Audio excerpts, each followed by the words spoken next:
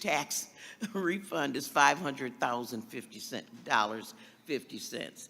This is, I had a Jesuit education, so we learned about the tyranny of averages. You ignore the distribution and outliers. You mask variations and inequalities. It's asymmetrically distributed. It's skewed. Because you have heard my colleagues talk about the real impact. Somebody under $50,000 a year is going to get $265 versus others that get millions. That is not a question. That was my comment. Okay, so you and Doge were focused on eliminating waste, fraud, and abuse. So let me just sort of outline some of the waste, fraud, and abuse that you found and tell me yes or no, was this what you found? $641 billion in subsidies for the ACA, $764 billion in Medicaid cuts, $300 billion in SNAP cuts, and then triggering $500 billion in Medicare cuts. Was that all waste, fraud, and abuse? Yes or no? Again, ma'am, it's very, very difficult to give a yes those are the cuts. Okay, I'll move on. You're not going to answer. Very difficult. What I'd like to know is the $2.4 billion in debt and the tax increases of $4.5 trillion. Is that not spending? Are tax cuts spending and creating, especially, not just adding to the debt, but the interest rates on the debt? Is that or is that not spending, yes or no? Are tax cuts, if I give you a tax cut, am I spending out of the Treasury to do that? Yes or no? Not if we, Mr. Secretary. not if we create more income Okay, than the nature of we're the talking about a gambler's fallacy with projecting growth that's never been proven by anybody, anything. So I will move on because I see my time is waning. Let me ask you some more questions. Do you think that a problem we have in our tax code is that we have $700 billion a year in a tax gap because you know, the very wealthy are evading illegally their tax responsibilities? Is that or is that not waste, fraud, and abuse? Would you characterize that as waste, fraud, and abuse? Represent my... I mean, I'm just a simple question. Is that waste, fraud, and abuse? My priorities are collection, privacy, and customer okay, service. So, but you didn't. We're not collecting that, and you cut 31% of the budget from the IRS that would have actually, you know, processed these claims. The largest budget cut was in the IT department that began the modernization in 1990. Okay, the true cost of economic security has determined that 50% of Americans are financially insecure. 50% of Americans. So do you think that any of them are going to suffer from the cuts in Medicaid, SNAP, and ACA not to have these resources available to them, yes or no?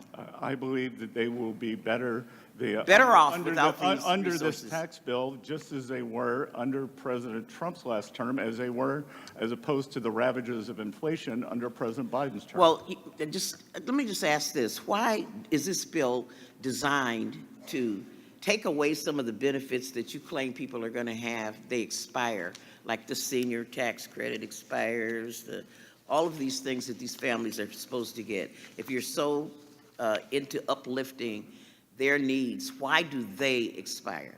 No tax on tips. No tax on tips expires. Sorry? It expires. And it's not really a decrease on tax on tips. If you would like to join me in making it permanent and have your Democratic you're colleagues the secretary. You're the secretary, sir. You wrote the budget. We would welcome you to join us. Excuse me? We would welcome you to join us. I'm ready to join you right now. Are you going to accept an amendment? Time has expired, Ms. Moore, by over a minute. I was very generous, but wait. Mr. Chairman, you are always very generous. Let's be clear. I yield back. Thank you, Ms. Moore. The chair would like to inform the members that the committee will stand in recess for 10 minutes following Ms. Miller's time. Ms. Miller. Thank you, Mr. Chairman. I'm from West Virginia, and I'm going to give you a little Southern love. I graduated from Columbia College. My husband graduated from the Citadel. So we've got some roots in common there. Thank you for being here today.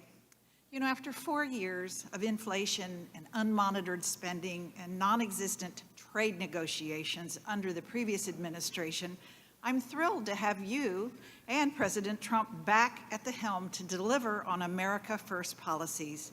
Having businessmen rather than career politicians running the country is already making a huge difference. Ways and Means Republicans have spent the better part of 2 years gearing up to reauthorize the 2017 Tax Cuts and Jobs Act and put more pro-working class tax policies in place. This committee passed the most significant tax bill in modern history last month, and the House followed suit. It is now time for the Senate to do their job and get this big, beautiful bill to the president's desk. I want to talk about 1099-K. One of my top priorities in the tax package is to repeal the Democrats' absurd 1099-K threshold. Under the Biden administration, Democrats changed the time-tested standard of $20,000 in 200 transactions to $600 when determining whether a taxpayer receives a 1099-K or not. Before this committee, your predecessor acknowledged that this new threshold would be difficult to administer and to lead to the taxpayers' confusion. So instead of working with us to fix it, the Biden Treasury unconstitutionally delayed implementation and then changed the threshold to try and ease the taxpayers' confusion in the election year. Unfortunately, there are still millions more 1099-K forms that were sent out, and Republicans have worked to restore the 1099-K threshold to the time-tested standard of $20,000 in 200 transactions by including my Saving Gig Economy Taxpayer Act in the One Big Beautiful Bill. Can you shed some light on how this policy and others being produced from your department will make life easier for our taxpayers? Representative, thank you for discussing these very important issues. As I said, I believe the underappreciated part of President Trump's economic plan is the deregulation. And what you were describing, the cutting back on paperwork, that putting thresholds at proper level is indeed deregulation, lower paperwork.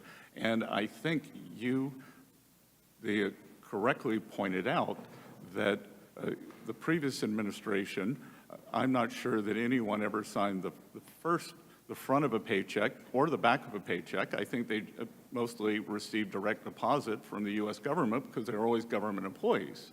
So if you have never made payroll, if you are not processing paperwork, you don't understand the costs that are inherent in this.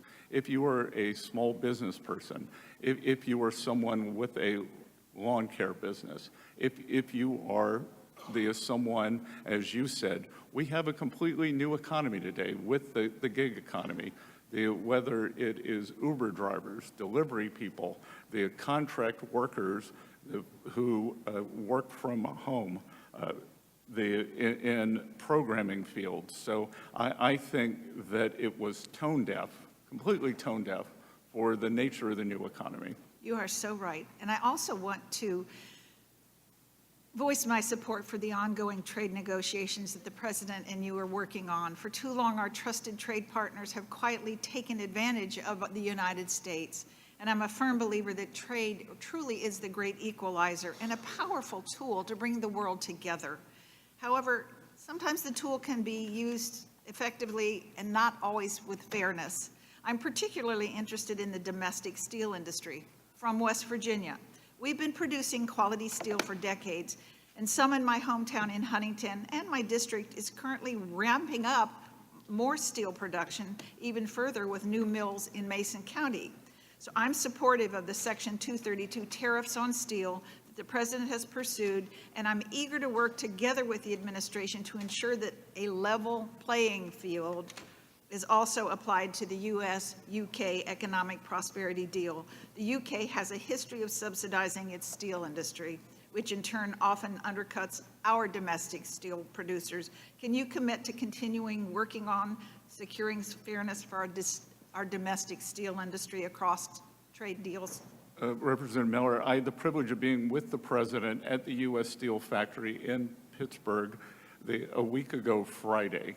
And I can tell you that the President's commitment to the U.S. steel industry is unwavering, that we are bringing back domestic production, and what we have seen, and one of the previous questions about is China a reliable partner, what we have seen during COVID since then is that there are strategic industries in the United States where we must have an industrial base. And I would put steel in the top 3. Thank you. Mr. Chairman, I yield back. Thank you. The committee will stand in recess for exactly 10 minutes.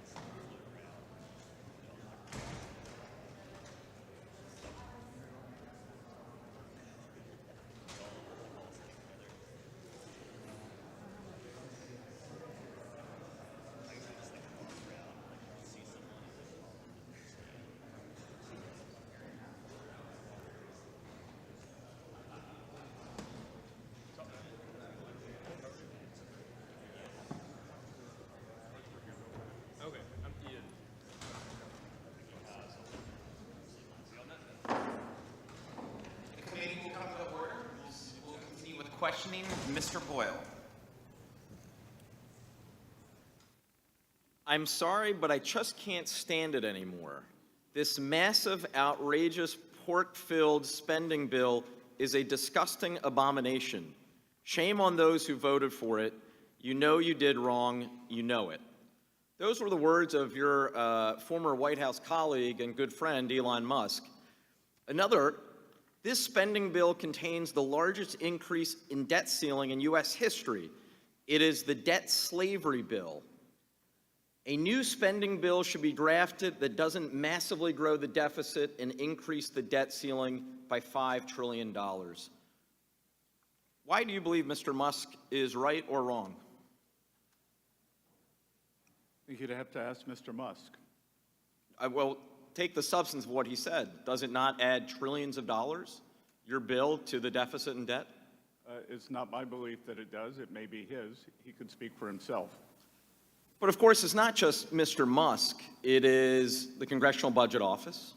It is conservative-leaning groups like Tax Foundation, Cato, left-leaning groups, and nonpartisan groups like CBO and JCT.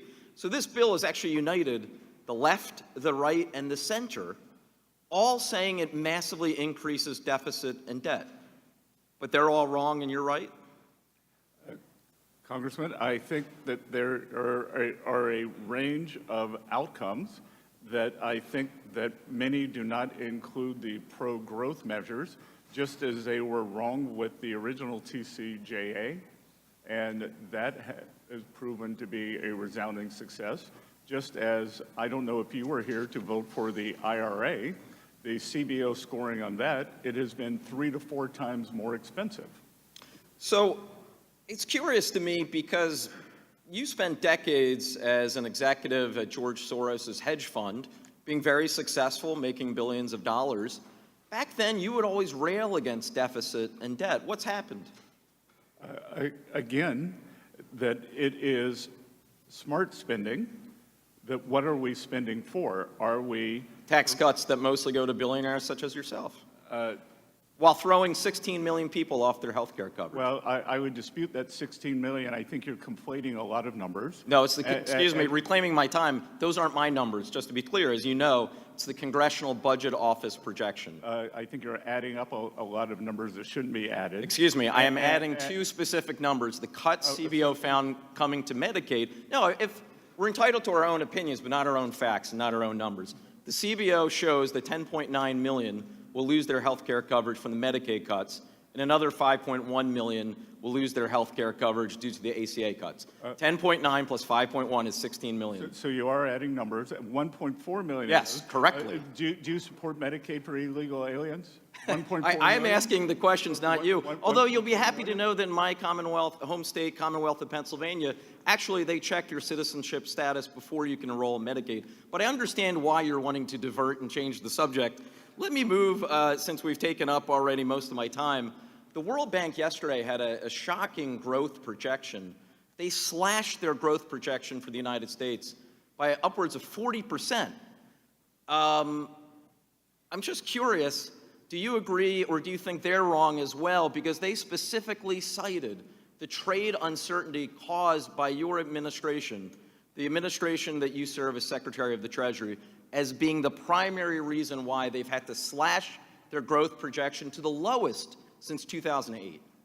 Congressman, you kindly cited the success that I may or may not have had in my previous career, but I could tell you I would not have had it if I followed World Bank projections. So it is interesting that you believe all of these groups are wrong, from your former colleague Elon Musk, to left-leaning groups, to right-leaning groups, to center groups, to the World Bank. Everything is going hunky-dory. The reality is, I can see why you would have that opinion. You, as a billionaire, will reap the rewards of this tax cut, while 16 million Americans will lose their health coverage. That is the sad reality of the situation. We could look at who would be most harmed if these tax cuts expire. Well, you'll be happy to know that on this Democratic side of the dais, through an 18-hour markup, every single Democratic member voted to extend the tax cuts for everyone making under $1 billion. I see my time has expired. I yield back. Dr. Murphy. Thank you, Secretary, for coming, and I apologize for the bellicose manner in which you're being treated. I think if we all want respectful parlay and we actually want to learn things, we do it respectfully.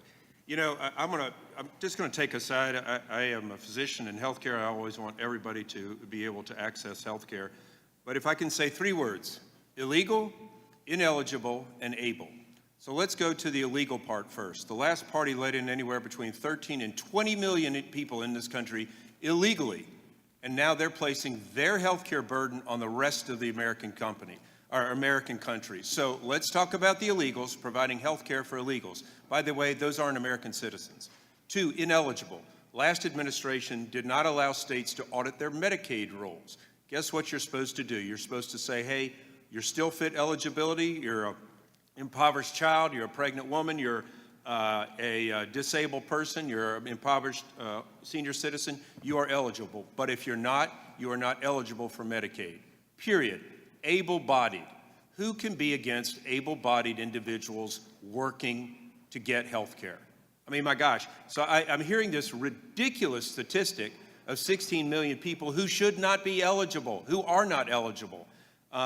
It is just embarrassing every time they bring this thing up. So anyway, you know, I do want to get back to the fact that our nation now, and this is blames on Republicans and Democrats, has gone far too long as far as where our economy is. We become a service economy. We become a government employment economy. We make some things, we assemble other things, but we don't manufacture things. We've talked about this. I look at this and what's happened in North Carolina, the drying up of cities, especially in the East. I want to talk a little bit about tariffs, and this is a difficult discussion. I'm hearing more and more from manufacturers in North Carolina that the tariffs in the short term are harming them. Specifically, tariffs on inputs used in manufacturing, driving up costs and making products uncompetitive when exporting to third country markets. These export markets are highly competitive, and U.S. companies have to compete with the EU, with China, other countries to be able to offer their products cheaper. Who can offer their products cheaper than U.S.? I really just would like to know how we're going to navigate this. I really believe our tariff policy was necessary. You can only affect economic policy by one of 2 ways: militarily, which no one wants, or by tariffs. And to get our country reversed back on a path it should be, we have to do this. But help me understand how the U.S. is going to help our companies in this difficult time remain their competitiveness. Well, Congressman, as I discussed earlier, the most powerful thing we're going to do is give them great certainty and permanence in this tax bill. We will also allow 100% expensing, both for the new equipment and for factory structures, and that will provide a substantial savings and impetus. So I believe that that will aid in the manufacturing here. We are also working with industry, and again, it is across a wide range that we will see. Some companies will make less, some will make more. Right. I appreciate that. You know, I love to see our growth in our manufacturing. During the last administration, we had 3 to 7 million individuals who are able-bodied adult of working age come off of the workforce. We need workers. And guess what? Some of those people will come off Medicaid and actually get insurance by their jobs. So, again, just a little bit of truth. Real quickly. And Congressman, as I said earlier, that we have approximately 9% of the workforce that is in manufacturing. Historically, real wage increases accrue to manufacturing workers faster than lower-end service economy workers. So I think we could still see real wage growth there also. Right. Facts matter. Quickly, I'd like to talk to you about transshipment. Transshipment by Chinese companies have undermined President Trump's Section 301 tariffs, and the problem seems to be getting worse. Can you elaborate by any chance if any discussion with China was done about transshipment, or is that in order? Is that going to be discussed?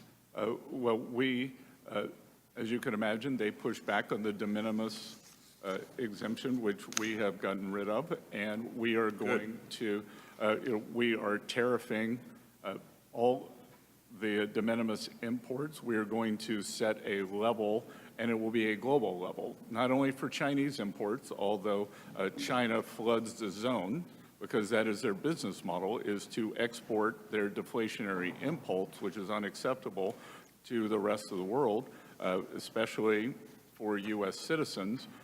So we are going to set a global level for these de minimis imports. Thank you. It's nice to see an administration actually do something on trade. We did nothing in the last 4 years, and I'm sorry if it hurts people's feelings that they've tariffed against us and we're retaliating, trying to do things better for the American people. Support what you do, and thank you very much. Thank you. Mr. Kustoff. Thank you, Mr. Chairman, and thank you, Mr. Secretary, for being here today and after your long days of travel. So thank you very much for being here. If I could ask you, Mr. Secretary, there's been a lot of attention lately and a lot of conversation around the bond markets and rising yields for U.S. Treasuries. If I could get you to address that, maybe some reassurance. Maybe a couple of questions. First of all, what is your current assessment of the bond markets and your view of the upward pressure on Treasury yields recently? Congressman, if I could break that down into three pieces. One is the smooth functioning of the bond market. So even during the April high volume, high volatility period, the bond markets functioned very well, trades cleared. There was never a question of financial stability. Two, at Treasury, our bond issuance is going quite well. We are actually seeing an uptick in primary purchasers as opposed to, so these are the end users who would hold it as opposed to dealers or flippers. And then three, as I said earlier, the United States 10-year is the only major 10-year yield in the world that is down on the year, down in the year. So for all the sky is falling and cries of what's happening, or that a crisis is inevitable, the U.S. continues to be the most stable bond market. You've had a lot of questions today about the One Big Beautiful Bill, and a lot of questions, very detailed questions. What would happen to the economy if Congress were to fail to pass the One Big Beautiful Bill and the majority of the tax cuts from 2017 were to expire? Well, again, Congressman, there are two parts there. So one, the OBBB, as I call it, contains the debt ceiling raise and extension. So that cannot happen. That must be raised and extended. And so we will not even talk about the ramifications of that because it will never happen.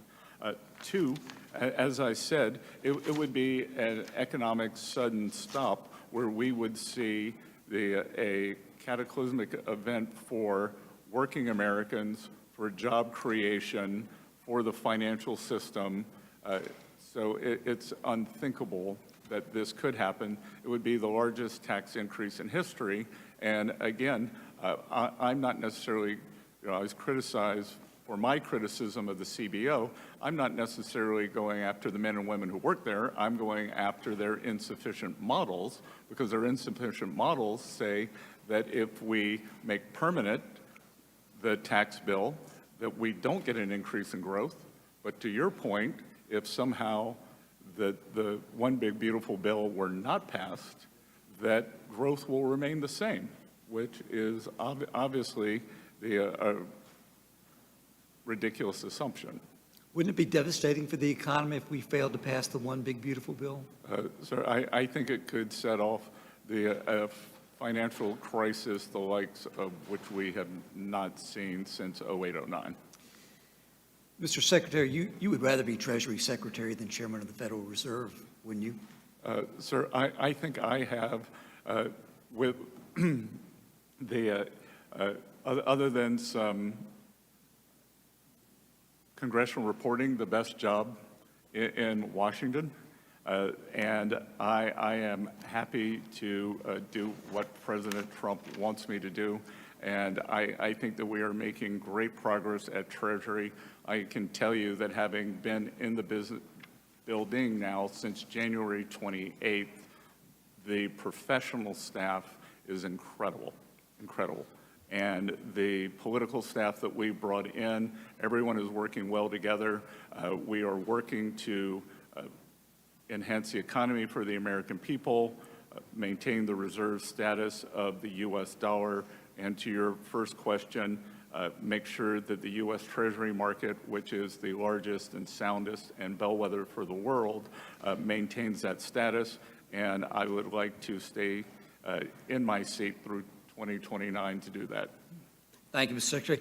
Mr. Secretary, my colleagues on the other side of the aisle have repeatedly said that there are no outside experts who support the One Big Beautiful Bill, and I would like to correct that for the record for a moment. So, Mr. Chairman, if I could, I'd like to submit for the record a letter that was sent to President Trump, Speaker Mike Johnson, and Leader John Thune on June 3rd, showing 300 economists' support for the One Big Beautiful Bill. They urge speedy adoption of legislation to enact pro-growth tax policies. And, Mr. Chairman, I'd like to submit that for the record. Without objection. Thank you, Mr. Secretary, and I yield back. Good, and Congressman, I believe I may have been in London when that was published, so I look forward to perusing the names of the economists on that list. Thank you, Mr. Secretary. Mr. Byer. Thank you, Mr. Chairman. Mr. Secretary, the role of the Secretary of the Treasury is one of the most important and consequential in the entire federal government. You're responsible for our nation's economic prosperity, for ensuring the stability of our financial systems, and you're a successful guy with an Ivy League education. One would assume that you would understand that to execute on these objectives, you must apply foundational, widely acceptable principles to support economic growth. For example, a climate of economic stability and predictability, ensuring the economy has a strong and stable workforce, supporting science and innovation, and much more. Yet at every turn, your policies fly in the face of these basic principles. The erratic tariffs have thrown the markets and consumer confidence into free fall, while driving up costs for businesses and consumers alike. The misguided and cruel immigration policies of this administration are forcing highly skilled talent to seek opportunities outside of the U.S. and have left businesses across the country without workers they need and our communities depend upon. And the indiscriminate sassing of our libraries, medical research centers, NIH, the National Science Foundation, have forced our scientific progress backwards. At the same time, your public comments about the state of the economy suggest you don't even understand the severity of the damage that you're causing. For example, for months, despite every indication to the contrary, you've suggested that the U.S. dollar is not weakening, but instead that currencies of other countries are growing stronger. This might be more credible if the dollar hadn't weakened against gold most of all. That's akin to suggesting our sea levels aren't rising, that the land is shrinking. Demand for treasuries is weakening and the markets aren't buying what you're selling. The only time the markets have reacted positively is when the administration is in retreat from key policy areas. I want to say, given your successful past, isn't this embarrassing? Is there a question there, sir? There's a question. Isn't this embarrassing? Oh, is it embarrassing? Well, I'm sorry, Congressman, but you seem not to have seen the economic data. The GDP growth has been quite substantial. Job growth is solid. GDP growth is half what it was last year, sir. The job growth is solid, and we had Job growth is a third what it was all last year, sir. No. And private sector job growth especially. And if you'd like to talk about inflation, would you? The inflation has been coming down. Just the inflation is good so far. We will see every economic thing I read, which is much every day, suggests the impact of the tariffs has not hit yet. Well, why don't we look at the data rather than the hysteria, which is how I made my career. Let me move on. You like to use the phrase strategic uncertainty as a justification for the tariff mess, pretending that the erratic policies have been the result of a clever, thoughtful plan, which is impossible to believe. There's a common assertion with these tariffs that I'm struggling to understand. The committee just passed a reconciliation bill that can explode the deficit by almost $3 trillion. The president tells us that's just fine because according to the CBO, if all of his tariffs policies remain in place, we're going to see $2.8 trillion in new taxes from the tariffs. You used that number earlier today over the next 10 years. But here's my question. If you're supposedly cutting all these deals, 90 deals in 90 days, and the president's going to retain the power to adjust tariffs on a whim, how can we reasonably expect that those $2.8 trillion in new tariff revenues are going to be real? Isn't this just one more example of how the lack of a plan is going to lead to an explosion in the nation's debt?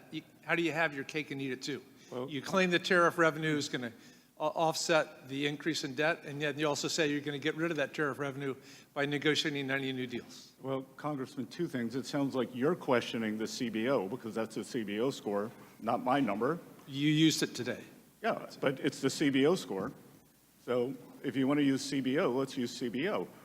They're claiming $2.4 trillion in new debt, and they're also saying 2.8 in tariff income. Even in Washington math, that's plus 400 billion. That does miss the $500 billion in new interest on the debt, which takes it up to $3 trillion. But So finally, you don't agree with the CBO either. in my 45 seconds, your counterpart, Secretary Lutnick, recently declared on television that Trump's president's tariffs are not going away, quote unquote, even with your deal on China that you announced. Secretary Lutnick was asked by Senator Kennedy if he'd accept a deal that removed trade barriers for places like Vietnam, and he gave an answer that was frankly all over the place and difficult to understand. We're less than a month away from Liberation Day Part 2. Very few of the trade deals have been announced yet. I think most people in Congress and around the world would like to know what's going on. Should America be preparing for Liberation Day 2.0? Should we plan, what do we plan for July 9th and July 2nd? I would say, as I have repeatedly said, that there are 18 important trading partners. We are working toward deals on those, and it is highly likely that those countries that are negotiating or trading blocs, as in the case of the EU, who are negotiating in good faith, we will roll the date forward to continue good faith negotiations. If someone is not negotiating, then we will not. Mr. Chairman, I yield back. Thank you. Mr. Stubbe. Thank you, Mr. Chairman. Mr. Secretary, the Democrats and the left continue to say that this is just a tax cut for billionaires. So I'd like to give you the opportunity to respond to that. Sir, as we saw last time, the impetus or the higher collections were on the upper bracket. So the top 10%, the top 1% pay more. If I weigh 200 pounds and my sister weighs 100 pounds, which is approximately right, and we both lose 10% weight, then I lose 20 pounds and she loses 10. So they prefer to speak in absolute rather than percentages. So the percent increase, as the Congressman Arrington said earlier, that we went from approximately the top 10% paying 38% to 45%. So that it's a very loud talking point that lacks all logic. And so who would be hurt the most if Trump's Tax Cuts and Jobs Act expires? As I have said, a sudden stop in the economy always hurts the working Americans. So the bottom 50% of wage earners would be hurt by far the most, as they always are. And on the other side, they will be helped the most, as they were during the first Tax Cuts and Jobs Act. The working Americans did better. The minority households did better. Working households saw a substantial increase in their household net worth compared to the household net worth increase of the top 10%. So again, in percentage terms, which is what matters, and Congressman, what also matters is how much do Americans keep? What is the return? Because we just experienced this great inflation. The statistics said that inflation was 21%. The goods basket for most Americans, because it includes the cars, insurance, groceries, was in excess of 30%. So that inflation, they're still trying to recover from this affordability crisis. And as I said earlier, there are two ways to recover from that. Lower the prices, which we're working hard to do, gasoline prices are down substantially, or have real wage increases, which we believe that this bill will drive. Well, that's not even touching on if we did not pass this bill, the increase on small businesses by the 199A deduction going up by almost 20%, the impact that would have on small businesses in our country. Exactly, Congressman. And as I've said many times, and I get somehow my friends on Wall Street accuse me of being a redistributionist when I say Wall Street's done great. It's time for Main Street to do great. Wall Street can still do fine. Both can do well together, but it is Main Street's time. Main Street is driven by small business. We are working on regulations. I have probably met, including conferences, over 300 small and community bankers to try to stop this regulatory noose that is around them so that they can grow the economy. So the One Big Beautiful Bill had strong language blocking the use of ESG metrics in federal contracting and finance. How is Treasury ensuring that woke corporate activism is no longer subsidized or promoted with taxpayer dollars? We have taken out all language at Treasury. We are looking at it in all contracts, and we are looking for the best outcomes.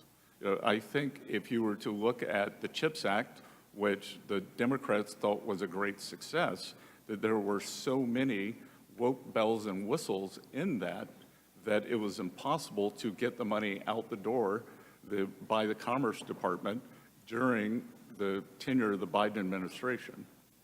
In the little time I have left, President Trump has made clear that U.S. trade policy must put America workers first. How is Treasury working with USTR and other agencies to ensure that financial and trade policy is aligned with the America First agenda? We work every day on that, and we are trying to, these trade deals or this trade situation did not happen overnight. It's happened over 20 or 40 years. As I said earlier, I agree with President Trump that I'm not blaming the countries. They got away with it. It was the administration, Congress, who let them get away with it. So we are pushing back on high tariff countries, non-tariff trade barriers, which could include things like local content requirements, currency manipulation, and then, as in the case of China and many other countries, subsidies to industry and labor. Thank you for your time today. I yield back. Mr. Fitzpatrick. Thank you, Mr. Chairman. Mr. Secretary, thank you for joining us today. I want to begin by discussing a bill which I've introduced here in the House, Lindsey Graham in the Senate, the Sanctioning Russia Act. As you know, Mr. Secretary, this legislation requires sweeping sanctions on all those individuals, financial institutions, and other entities affiliated with the Russian invasion of Ukraine. It establishes a 500% tariff on all imports from Russia to the United States, as well as on products from any nation which continues to enable this war through the purchase of Russian origin oil and natural gas. Mr. Secretary, this committee and this Congress have an obligation to provide the administration with the tools necessary to deliver lasting peace through strength. The Sanctioning Russia Act has strong support from many on this dais and in the House, and has 84 out of 100 U.S. senators currently signing on as co-sponsors. So my first question, Mr. Secretary, how well is the Department of Treasury ready and able to implement legislation of this scope should it become law? Good. Thank you for this very important point. So economic tools remain an important facet of the administration's strategy to end the conflict. All the options are on the table. Treasury is ready to take action to facilitate a durable and lasting peace. We have existing U.S. sanctions and export controls on Russia that remain in place and continue to be enforced. I'm aware of the legislation. I would encourage Congress to continue to let this administration have flexibility to support the negotiations. We should be aware of unintended consequences. Specifically, what resources does OFAC require to ensure that the sanctions are executed swiftly as intended? We have all the resources that we need, sir. Okay, and I want to point out, Mr. Secretary, we appreciate the administration's support of this legislation to maximize the administration's leverage to deal with Mr. Putin. Separately from sanctions, but on a related topic, can you speak to what steps the United States, and particularly the Treasury Department, Mr. Secretary, I know you had a big role to play in the mineral agreement. Thank you for that. Any steps you can share of the Treasury Department taking to implement the April 30th agreement, which establishes a joint reconstruction investment fund in support of the long-term economic success of Ukraine? Yes, and Congressman, just as I have said with the U.S., economic security is national security is economic security. President Trump and I believe that a strong, sound Ukrainian economy over the long term will be their best defense. When the Berlin Wall came down, Poland and Ukraine economies were the same size. Now Poland's is 3 times larger. I believe that we could imagine in 2 decades that Ukrainian economy, through good management, through a partnership like this and global investment, could be larger than the Russian economy. And I think that that would provide a very prove an extreme deterrent for whomever is running Russia then. I would say this partnership, we are working on operationalizing it quickly. There's going to be, we had members of the Ukrainian economic team in our offices at Treasury last week. There's going to be a big conference in Rome about rebuilding Ukraine. We are urging the World Bank to focus on this. And Congressman, I believe that you will be in extreme agreement with me on this, that we are dedicated and confirm the fact that no country contributed to the Russian war machine through monies, through troops, or through military parts or any parts used for Russian military weapons will be eligible to participate in the rebuilding of the Ukraine. You do not get to destroy a country, destroy people, ruin lives, and then get paid to rebuild it. Thank you for that, sir. Just very quickly revisiting, you said you wanted flexibility. This legislation is designed to give the administration maximum flexibility and pressure to end this conflict. It's got a ton of co-sponsors in the House, 84 out of 100 U.S. senators. Is there any changes specifically you'd like to see made to that legislation? Congressman, I'm happy to have my staff work with you on that, and it is good to see that some things can get done on a bipartisan basis. Thank you, sir. I yield back. Thank you, Mr. Evans. Thank you, Mr. Chairman. During this hearing, we have been hearing about the ways that the Trump administration claims it will help working people. However, the data shows that policies will do the opposite. The Trump administration wants to help the rich, not the poor. However, the Democrats on this committee are committed to helping the poor and the working class families. That is why we have protected legislation to protect affordable health care, increase the child tax credit, and make sure the rich pay their fair share. I've also introduced legislation called the Tax the Workers Act. It is important to understand that where we are today, that workers are demanding help and support.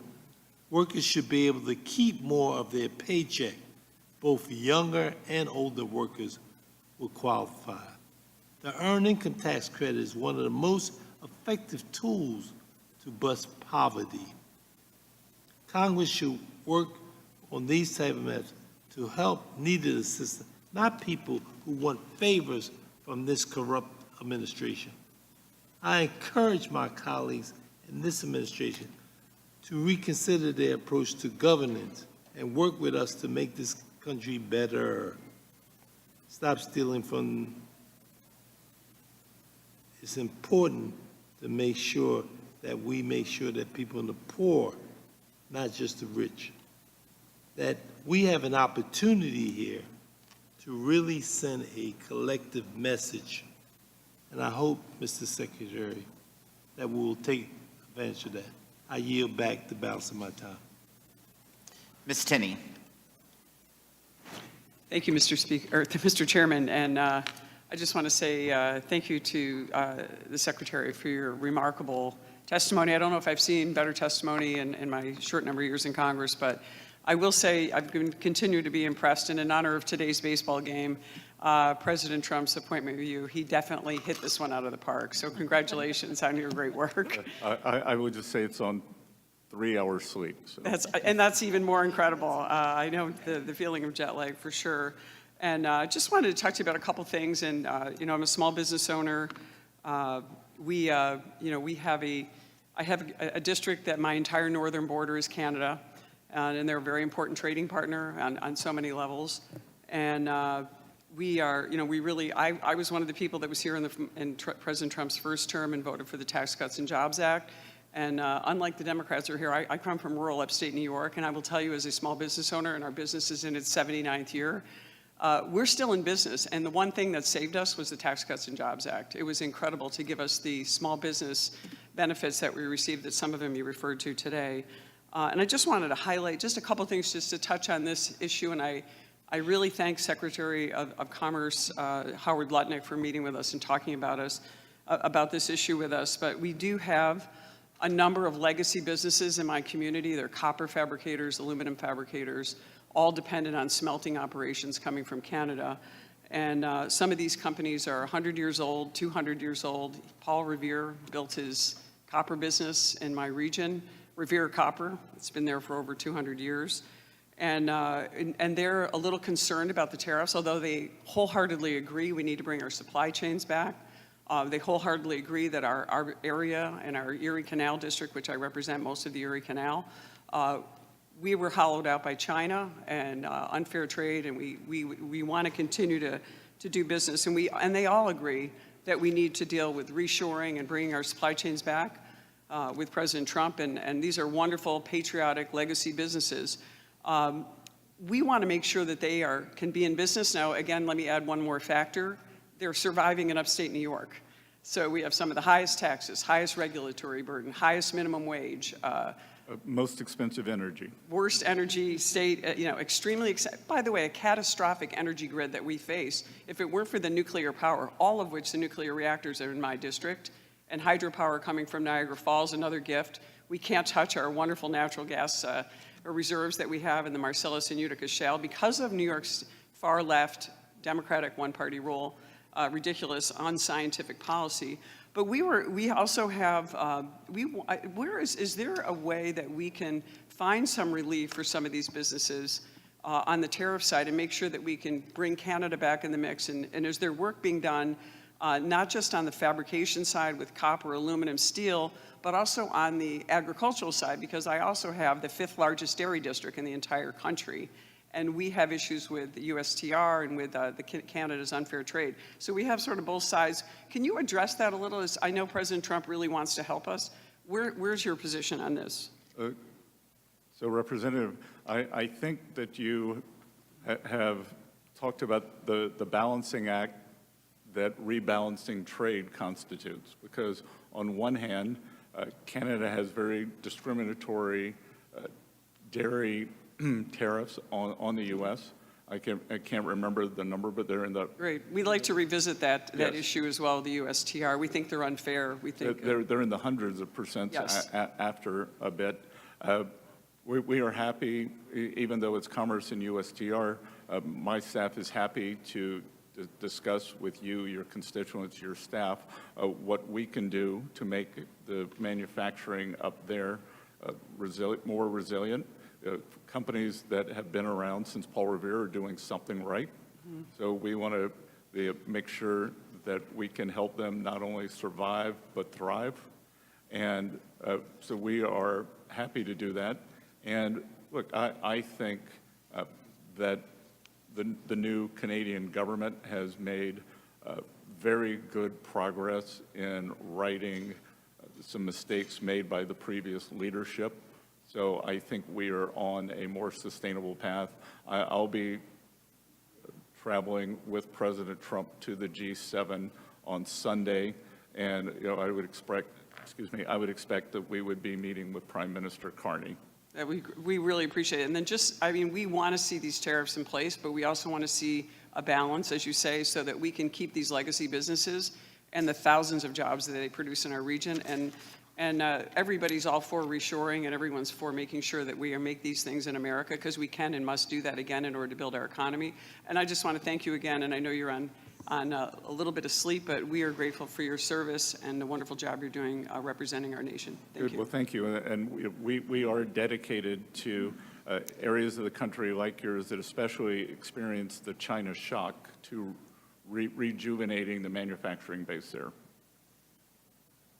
Ms. Fishbach. Thank you, Mr. Chair. And Mr. Secretary, I would like to also thank you and just tell you what an incredible job you're doing, and really appreciate that you are here, even on so little sleep, here in front of the committee. And we kind of know how you feel since we did our 18-hour stint a couple of weeks ago now. But sincerely, just thank you and thank you. And yeah. Just so you know, I represent a very rural district in western Minnesota, and I also border Canada, so I share the concerns that Ms. Tenney does. And agriculture is the major driver of our economy in my area, and small businesses, and they're the lifeblood of the economy there, but across America. And I know that Mr. Stube and Ms. Tenney both asked about small businesses and the advantages in the tax bill and what would happen if they didn't. But if you could, not only those small businesses, if you maybe would expand on what would happen to our farming industry, what would happen to our farm communities if we didn't pass this bill, if it didn't become law. Well, Congresswoman, as you may or may not know, I am a farmer and grew up in a rural area. And so let's talk about the positive and then the cataclysmic. The positive is that we are working very hard at Treasury to reinvigorate our community banks and small banks, that they are responsible for 70% of ag lending, 40% of real estate lending, and 30% of small business lending. So I think that's one of the best things that we can do. We are in our trade negotiations. We are constantly pushing to open other markets that have high non-tariff barriers or sometimes tariff barriers on American agricultural products and we are pushing substantial purchase agreements for American farmers. On the other side, that no one will do well if the one big beautiful bill fails. That the largest tax increase in history does not help anyone, and I am sure that farmers who are working people, farmers occupy a special place because they are working people, but they are also small business people, and they are sophisticated. They have large equipment needs, so the immediate expensing for new equipment. I had some business people tell me earlier this week that they were waiting for the tax bill. They know that they're going to be able to get 100% expensing for the tax bill. As President Trump said in his address to Congress, it will be retroactive to January 20th, but they need 100% certainty because, as I'm sure so many of your constituents operate on razor-thin margins, that without the surety of the tax bill, without knowing they're going to get the 100% expensing, that they will not be able to buy the new equipment that will give higher yields.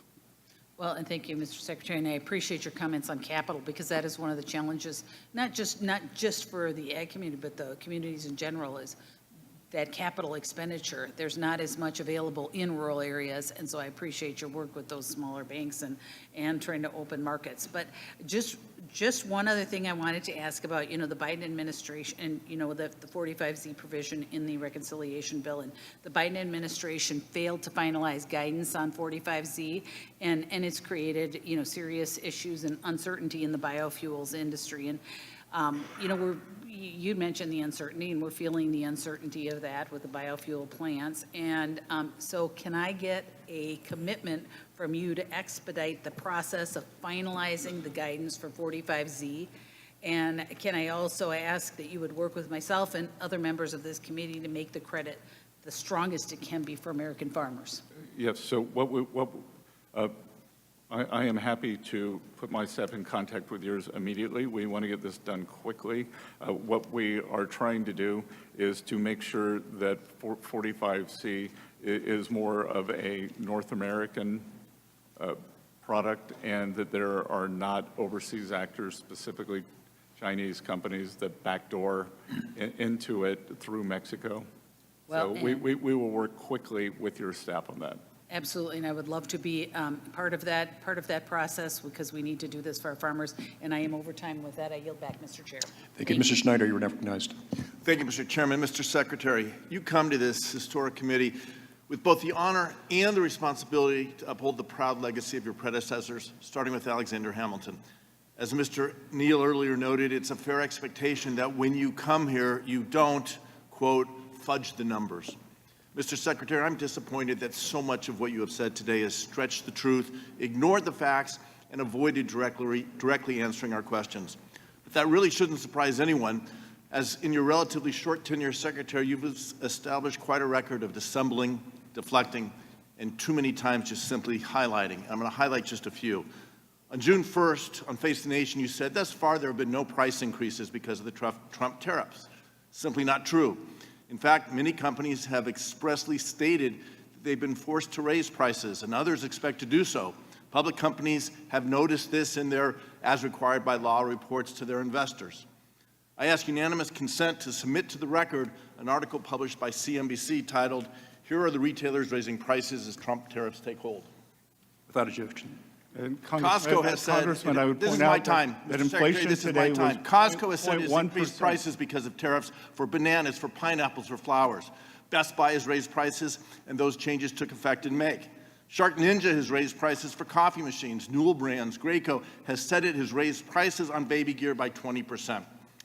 I ask unanimous consent to submit the entire May issue of Musical Merchandise Review, the cover titled, "How Tariffs Are Already Impacting and Will Continue to Threaten the Music Industry," just as an example. I also had a constituent visiting this morning who manufactures here in the United States with U.S. employees using U.S.-produced aluminum, selling to U.S. consumers. He shared with me that the price of aluminum, what's known as the Midwest Premium, rose 30 cents a pound after President doubled the tariffs on aluminum. Reuters reported on June 9th that the Midwest Premium hit a record 62.5 cents per pound, and that since Mr. Trump was elected, the price has risen nearly 190%. Another example, on May 18th, you said gasoline prices have collapsed under President Trump. According to AAA, when President Trump took office in January, the average price per gallon was $3.23. Prices have gone up and down, but last month, the Bureau of Transportation Statistics said that prices were actually higher. This week, AAA has the average current price at $3.12. None of this reflects a collapse in prices. And on March 7th, you said, "There's nothing I'm going to do to hurt collections at the IRS." Yet immediately after the end of this year's tax season, an internal IRS memo indicated you intend to cut 40% of the IRS workforce. You stated that the systems at IRS are grossly outdated. Your predecessor, Charles Reddick, sat in that chair. He was appointed by President Trump, and he testified that we have a potentially $1 trillion annual tax gap. He said then, and I believe now, that better systems and more people working in compliance will help close that tax gap. And yet you are trying to stop the investments in new technology and cutting 40% of the workforce. Mr. Secretary, I frankly wonder if we and the American people should believe anything you say. But let me shift topics. Is there a question, Mr. Secretary, I am sure you saw the World Bank's forecast released yesterday that economic growth in the United States this year will drop by half as a result of the president's tariff policies. It also lowered its forecast for global economic growth because of Mr. Trump's tariffs, and warned that if they increase further, the slowdown will be even more severe. I ask unanimous consent to insert into the record an article from the Wall Street Journal entitled "World Bank Sees U.S. Growth Rate Halving as Tariffs Slow Global Economy." Without objection, if so ordered. So let me now turn to investment in the U.S. Mr. Secretary, the U.S. is the world's first choice for foreign direct investment, or FDI. Yes or no, is it good that foreign companies and foreign investors want to invest in the U.S.? Always. FDI has grown every year since at least 2018. Mr. Secretary, is it good or bad to see that FDI grow in the U.S. economy? Good. More than 8 million American workers work for companies with foreign ownership. Mr. Secretary, isn't part of what President Trump and you are trying to do is provide incentives for foreign companies to bring jobs back to the U.S.? We're providing all companies bring jobs back to the U.S. Great. So now let's discuss Section 899, which my Republican colleagues passed in this House. It's a new set of taxes applying punitive taxes on investors, on individuals, and on companies that are domiciled in countries that levy unfair foreign taxes. They include many of our allies, members of the European Union, the UK, Australia, Canada, and others. Major investors and employers agree that if this revenge tax is implemented, employers will pull back on investment in their operations in the U.S. Indeed, the Joint Committee on Taxation's revenue estimate confirms this. Later in the budget window, the provision begins to lose revenue. Mr. Secretary, this runs counter to yours and the President's stated goal of driving investment in the U.S. We should be welcoming foreign direct investment, trying to give incentives for it to come here, not creating Congressman, barriers. we should not welcome foreign countries taking U.S. companies' tax revenue for their own treasuries. But you are punishing the companies and the individuals who want to invest in the United States, lowering investment in the United States, hurting American jobs, hurting American innovation, hurting the future for American workers. That is a I yield back. mischaracterization. Gentleman's time has expired. Mr. Maury, recognized. Thank you, Chairman. Secretary Bessent, thank you for being here. Thank you for also clarifying some of the perils of Pillar 2. This is a tough discussion. To be able to push back on what Pillar 2 could ultimately do, where we are losing so much revenue to foreign countries, that's the exact opposite of what took place in the Tax Cuts and Jobs Act, where companies through the foreign-derived intangible income was actually encouraged to invest back in the U.S. And we haven't seen the type of inversions that took place during many of the Obama years prior to 2017. Companies are repatriating their revenue and they're repatriating their support back into the U.S., and we're going to continue to do that. Sir, again, thank you for being here. There's no question that there are billions of dollars worth of waste within the federal government, and I applaud the work that the department is doing to address, in particular, improper payments and improve verification before payments go out. Those are sensible, very bipartisan opportunities that we can address here, and thank you for putting a lot of focus on that.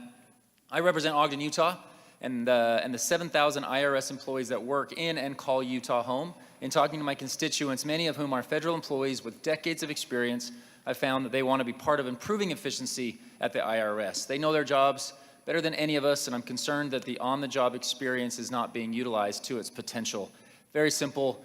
Sir, we've had some amazing opportunities to interact, and I've appreciated all of that with you and your team. Can we continue? Can we sit down with you and your team and discuss the specifics of the Ogden facility and how I and the Utahns I represent can participate in increasing efficiency at the IRS? Congressman Moore, I appreciate our past interactions, and my staff and I would be happy to do that. And what I will tell you is that we are aiming for a culture change at the IRS. We have empowered, we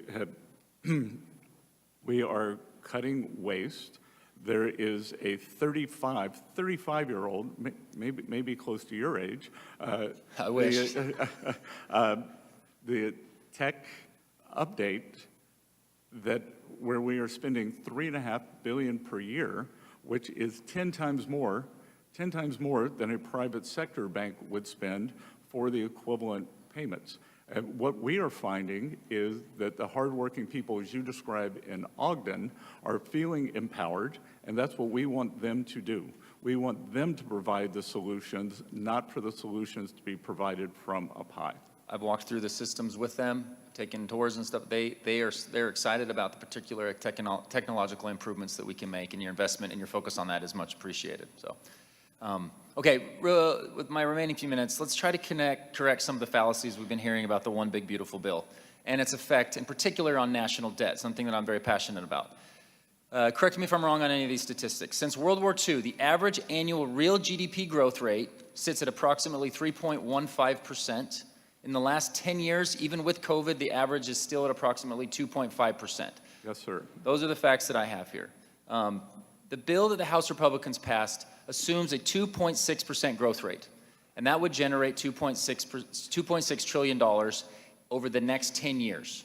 With the spending cuts, historic spending cuts that we've done, ranging in about 1.6 cuts and other offsets, that assumed growth rate is enough to offset the tax cuts provided to the middle class through this bill. In fact, it will actually reduce the deficit by an assumed $184 billion.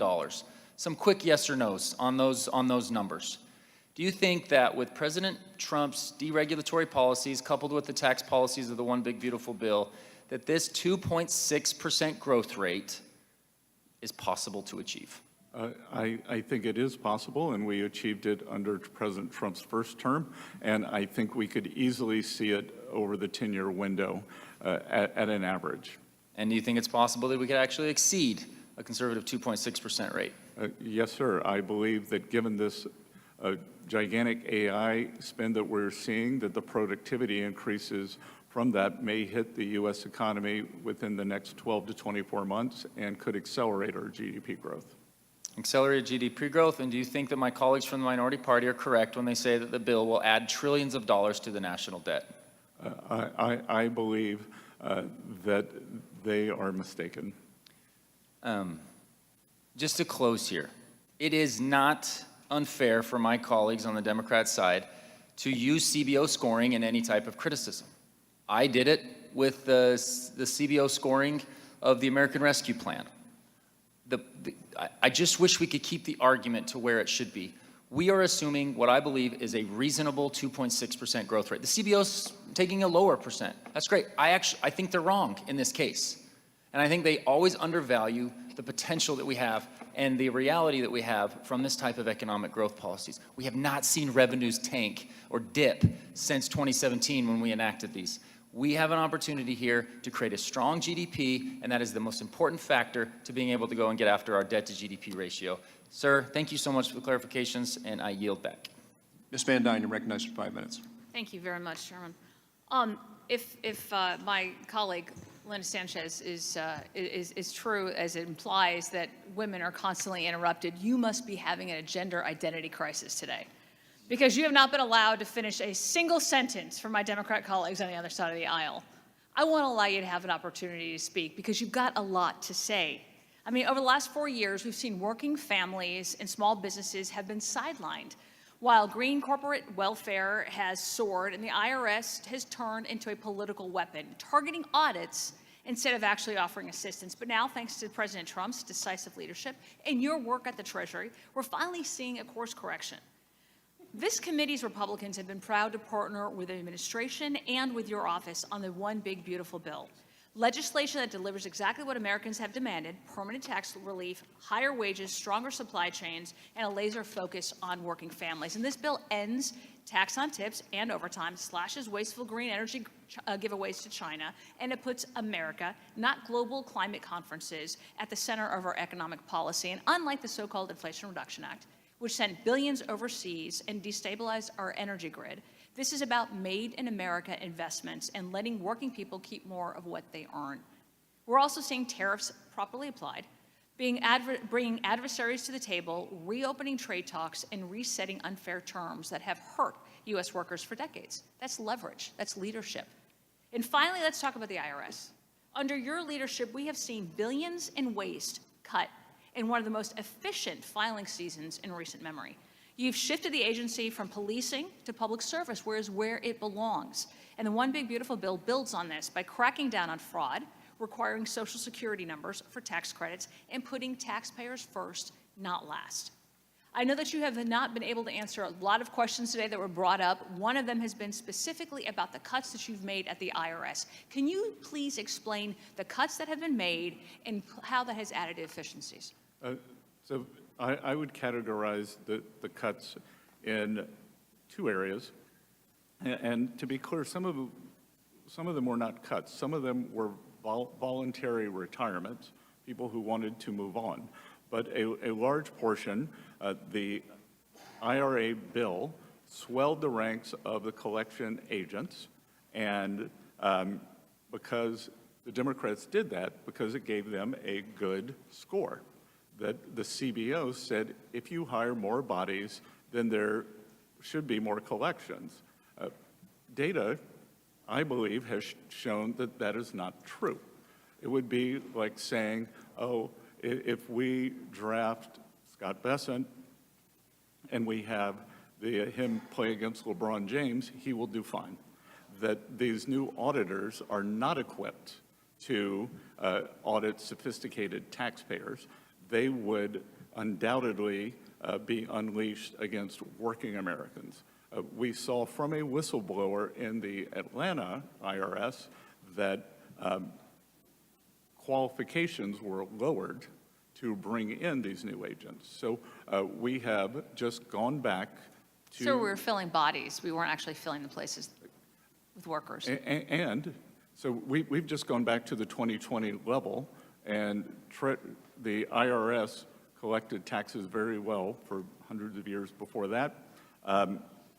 Secondly, the tech upgrade has been a disaster. It began in 1990. It is still ongoing. We have taken a look at that, and we were able to save what we believe will be $2 billion a year on that, and end up with a better system. And that's great. We actually have some bills that we've introduced here that we're hoping to be able to supply help on the tech side. Yeah, and that 35-year upgrade will be finished by the end of President Trump's term, and I think it will align with my policies of collection, privacy, customer service. Excellent. I want to give you a chance to answer the last question about the foreign direct investment. You weren't able to. Can you please go ahead and finish your answer? Well, the other thing I want to answer is the congressman conveniently truncated the World Bank article because it said that President Trump's policies were going to cause a decline in world growth, but World Bank president endorsed President Trump's policies. He said that he was doing the right thing for America and that many trade frictions had been created. So if we were going to be honest, the whole article from the Wall Street Journal should go into the record, not just that. All right. Thank you very much. I yield. Thank you. Mr. Panetta, you're recognized for 5 minutes. Thank you, Mr. Chair. Secretary, good to see you. Thank you for being here. As you said, as we know, you came directly from negotiations with China on trade issues, and that a framework was actually released today. And I do appreciate your willingness, the administration's willingness, to seek these types of deals.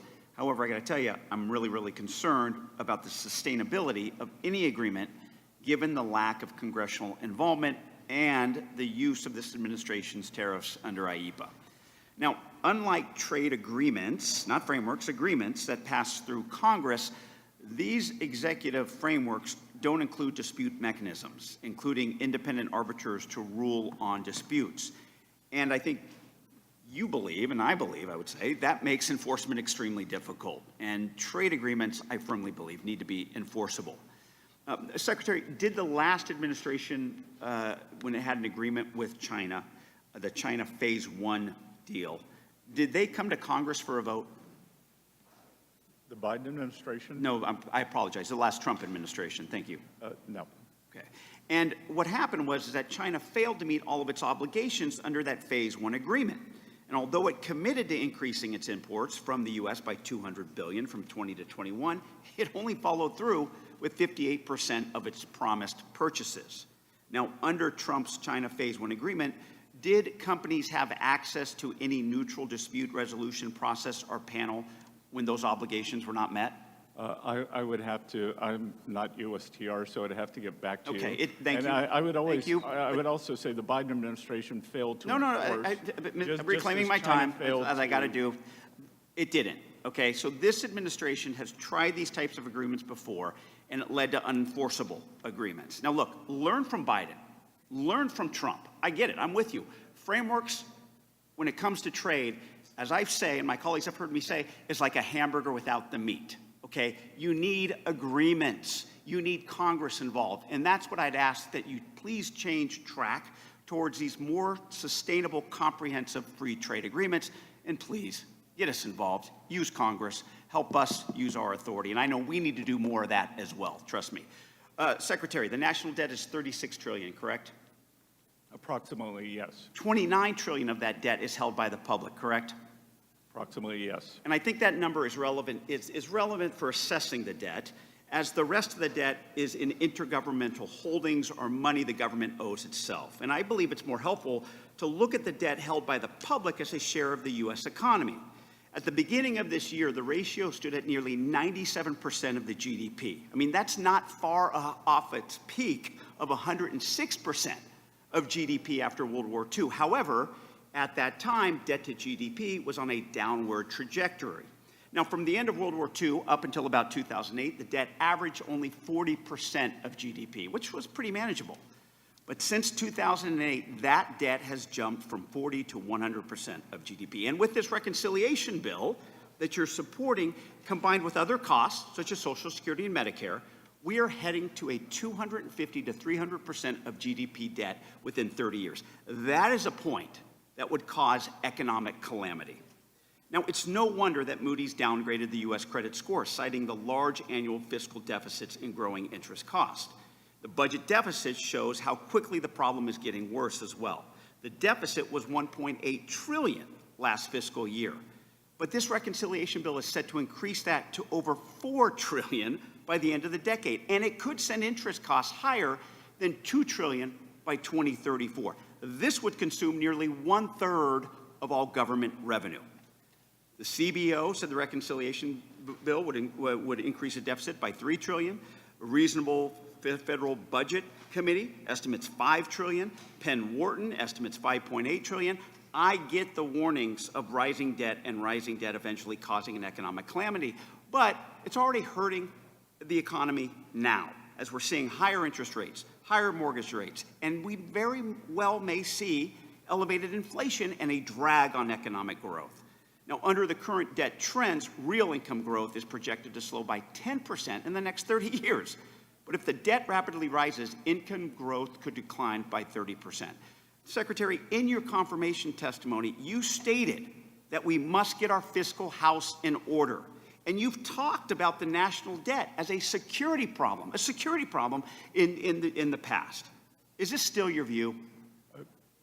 Congressman, could I ask where those numbers came from? I will get that to you, but I have those in my preparation. Too. Okay, Happy to get those to you. because- Once again, I hope it is still your view. I'm out of time, but I really hope it is still your view. And I hope that you not only support trade deals that deal with Congress, I hope that you support a bipartisan fiscal commission where Democrats and Republicans can actually come together, sit at the table, and actually work together on reducing our debt and deficit. Thank you, Mr. Secretary. I yield back. You know what, Mr. Secretary, I'm going to give you some opportunity to answer a question. Which question? Yeah, well, I still... I know you're wondering where the figures came from. You need to know where the figures came from. As I've said before, when I look in the mirror in the morning, I see a deficit hawk, and they support everything to consolidate this debt, stabilize the debt to GDP, and bring down that ratio in a controlled manner. We didn't get here overnight. We're not going to fix it overnight. I would like to fix it by the end of President Trump's term. Thank you, sir. Mr. Peenstreet, you're recognized for 5 minutes. Thank you, Mr. Chair. Secretary Bessent, thank you for being in front of us today, Ways and Means. I consider myself a novice in economics. I love to read it and work through it, even teach it once in a while. And I appreciate all that you've done under this administration. I live in rural Iowa. You live, I think, in rural South Carolina, and we love our areas that we live in. And for me, President Trump won rural America by about 90%. There's an ultimatum, the way I see it, an ultimatum on what we need to change in government to make America great again.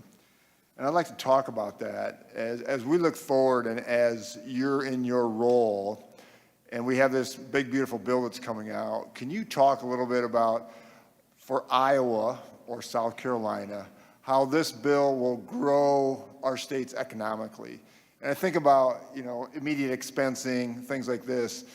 Can you just tell the public saying, all right, this is how this is going to be economics on steroids? With pleasure.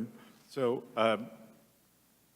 and I think it's a multi-pronged approach. I would go back to the small and community banks, because as I said, small and community banks finance 70% of ag loans, so we are working to stabilize and unshackle them. The tax bill, farm structures would count for immediate expensing. In the tax bill, as would any farm equipment that would increase the efficiencies. 179 depreciation, you name it. And as you know, most farms are set up as pass-through corporations.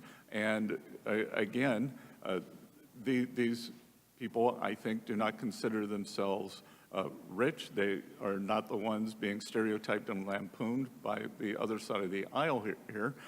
These are hardworking people who, they do manual labor, they keep their books, they buy equipment, they make business decisions. And I think that the certainty and the permanence here is going to be very, very important. It's invaluable. To know that it is going to be there. And as I said, many business owners with whom I've spoken are holding back on the expenditures. Right. And I'm glad you mentioned 90% of the farmers who supported President Trump. I actually, within the past 48 hours with my Chinese counterpart, I told the Vice Premier that you did not make good on your ag purchases. Right. And President Trump's #1 constituency, they are our farmers, and we expect that will be made good. Thank you, Secretary Bessent. Thank you. I mean that. I mean, our commodity prices, soybeans and corns, we rely on these export markets. And if Brazil and Argentina takes over these markets, we're in deep trouble. So I'm very grateful for that. And just talking about tariffs a little bit, we've been taken advantage of for decades. So now as we move forward, we're trying to create a level playing field. And you talked about certainty. Can you just extrapolate on that just a little bit so for small business or large manufacturers or whatever, they just want certainty. How does this project out over the next 6 to 12 months? So I think, as I've said many times, this administration's economic program is a three-legged stool: trade, tax, and deregulation. Yep. The trade has moved faster because the president has used IEPA, an emergency power. Tax, I congratulate everyone in the Republican side of moving the one big beautiful bill through the House with Speaker Johnson's leadership. And we are working with your Senate colleagues. Senator Thune has given the date of July 4th. We'll see. And then deregulation, I think, is both the regulation of the Biden administration acted as a tax, and it acted as an expense on the American people per household, and it slowed economic growth. Yes. And I believe that as these regulations come off, whether it is permitting, whether it for ag, whether it is water usage, whether it is the environmental, that those will kick in the third, fourth quarter, and by 2026 will really take off. So I think on trade we want to move quickly, but these are big issues, and we want to do it right. Yep. And as I said, there are 18 important trading partners. We will get those, and I think we can have certainty there, but the real certainty we need is this tax bill. Yep. Thank you, Secretary Bessent, and thank you and Trump for all you do. This is incredible, and we're going to have a great economic future as we move forward. Thank you very much. Thank you. Thank you, Ms. Malliotakis. Thank you, Mr. Chairman. Thank you, Mr. Secretary, for being here. Under the previous Biden administration, we had 0 trade deals. And in just 5 months, we're seeing more cooperation from Mexico and Canada as it relates to the border and fentanyl. UK, you have a trade deal there. China, we have a framework. Congratulations on the success in last night's meeting. India, Japan, they are now at the table, as are dozens of other countries. And I think it's really important as we approach that July 9th date there for lifting the hold or the pause on the tariffs, that we take into account that we do have these partners who are working with us in good faith. And I hope and I urge the administration to not reinstate the tariffs for the nations that are at the table, that are working with us to reduce the tariffs, the trade deficits, and increase our market access for our products. And I would just like to get your opinion on that, if you agree that we should have a more targeted approach. Let's focus on the most egregious offenders who are not as willing to work with us to rectify that. Well, we are focusing on the most egregious. And there, as I've said, there are 18 important trading partners. Most of them account for approximately north of 90% of the trade deficit. So our largest trading partners are, many of them, the biggest problem. Many of them have, as I've said, have come with good offers and are working in good faith. It will be up to President Trump, but it is my belief that if someone is negotiating in good faith, that an extension will be possible. That's great news. And in conversations with USTR Ambassador Greer, it's my belief that with smaller countries where we have lower levels of trade, we may be able to do a one-size-fits-all regional deal. So that would cover a great deal of ground on It's great, and I wish countries. you a lot of success there, and I appreciate that. And if I also want to keep in mind that if we want to build in America, as the President, as you, as I, and this committee wants to do, we need to make sure that we have access to parts and supplies from abroad. So let's keep that in mind as well as we're moving forward with the tariff discussions. I'm concerned about tariffs on pharmaceuticals. In particular, it's an access issue, it's an affordability issue, it's a national security issue. As you know, right now we're relying heavily on foreign countries, particularly communist China. But domestic pharmaceutical production requires long-term investment, and to establish a secure and self-reliant supply chain here at home, it's something that you can't just flip the switch on. It does take time. And certainly what the provisions you mentioned earlier that we put in our one big beautiful bill will help us get there, incentivize, expand facilities, build new facilities. But until we reach that full domestic production capability, the U.S. remains dangerously dependent on foreign sources for life-saving medicines and medical inputs. And so I hope that we'll take that into account when we look at tariffs and not place tariffs on pharmaceuticals that we desperately need here in the United States. I, alongside with my colleague, Congressman Schneider, we introduced bipartisan legislation, H.R. 2213, the Medical Supply Chain Resiliency Act. And we learned from COVID that we must, obviously, that our supply chain is too fragile, and we need to do what we can to make it more accessible, these pharmaceuticals. My legislation would address this by enhancing the President's ability to negotiate trade agreements with trusted trade partners to reduce or eliminate tariffs, quotas, and other barriers that create a disincentive to manufacturing here in the United States. It would ensure that critical medical goods and supplies and services are delivered safely, quickly, efficiently to patients here at home. And I hope that you will take a look at this bill. It has some good bipartisan support, good industry support, and it really does complement what we did in the one big beautiful bill to incentivize and give the President that flexibility to negotiate with those trading partners. Yeah, Congresswoman, I could not agree with you more. The only good outcome from COVID was it showed us our strategic deficiencies in areas like semiconductors and especially pharma. As you mentioned, a large part of our pharma does come from the PRC. That actually gives them negotiating leverage. I think it would be a tragic mistake if they were ever to flip off that switch, but it's always there. They could. They flipped up other switches. India, who is a more reliable, durable partner, is also a large supplier, but we do need to bring that home. Well, great. I look forward to working with you on that, and an endorsement from you of my legislation would be very welcome. Good. Thank you for your leadership on that. Thank you very much. Mr. Horsford. Thank you, Chairman Smith, and to the ranking member. Mr. Secretary, good afternoon. Does taking health care away from 16 million Americans lower prices for working families, yes or no? I'm not sure what that question means. The bill, the big, beautiful bill that was passed by this committee and the majority of the Republicans in the House would eliminate health care for 16 million Americans. I'm asking, does that lower the cost for working families? Yes or no? Again, which cost? Oil, fuel cost, food cost? Household cost. Sorry? The cost that households have to cover every month.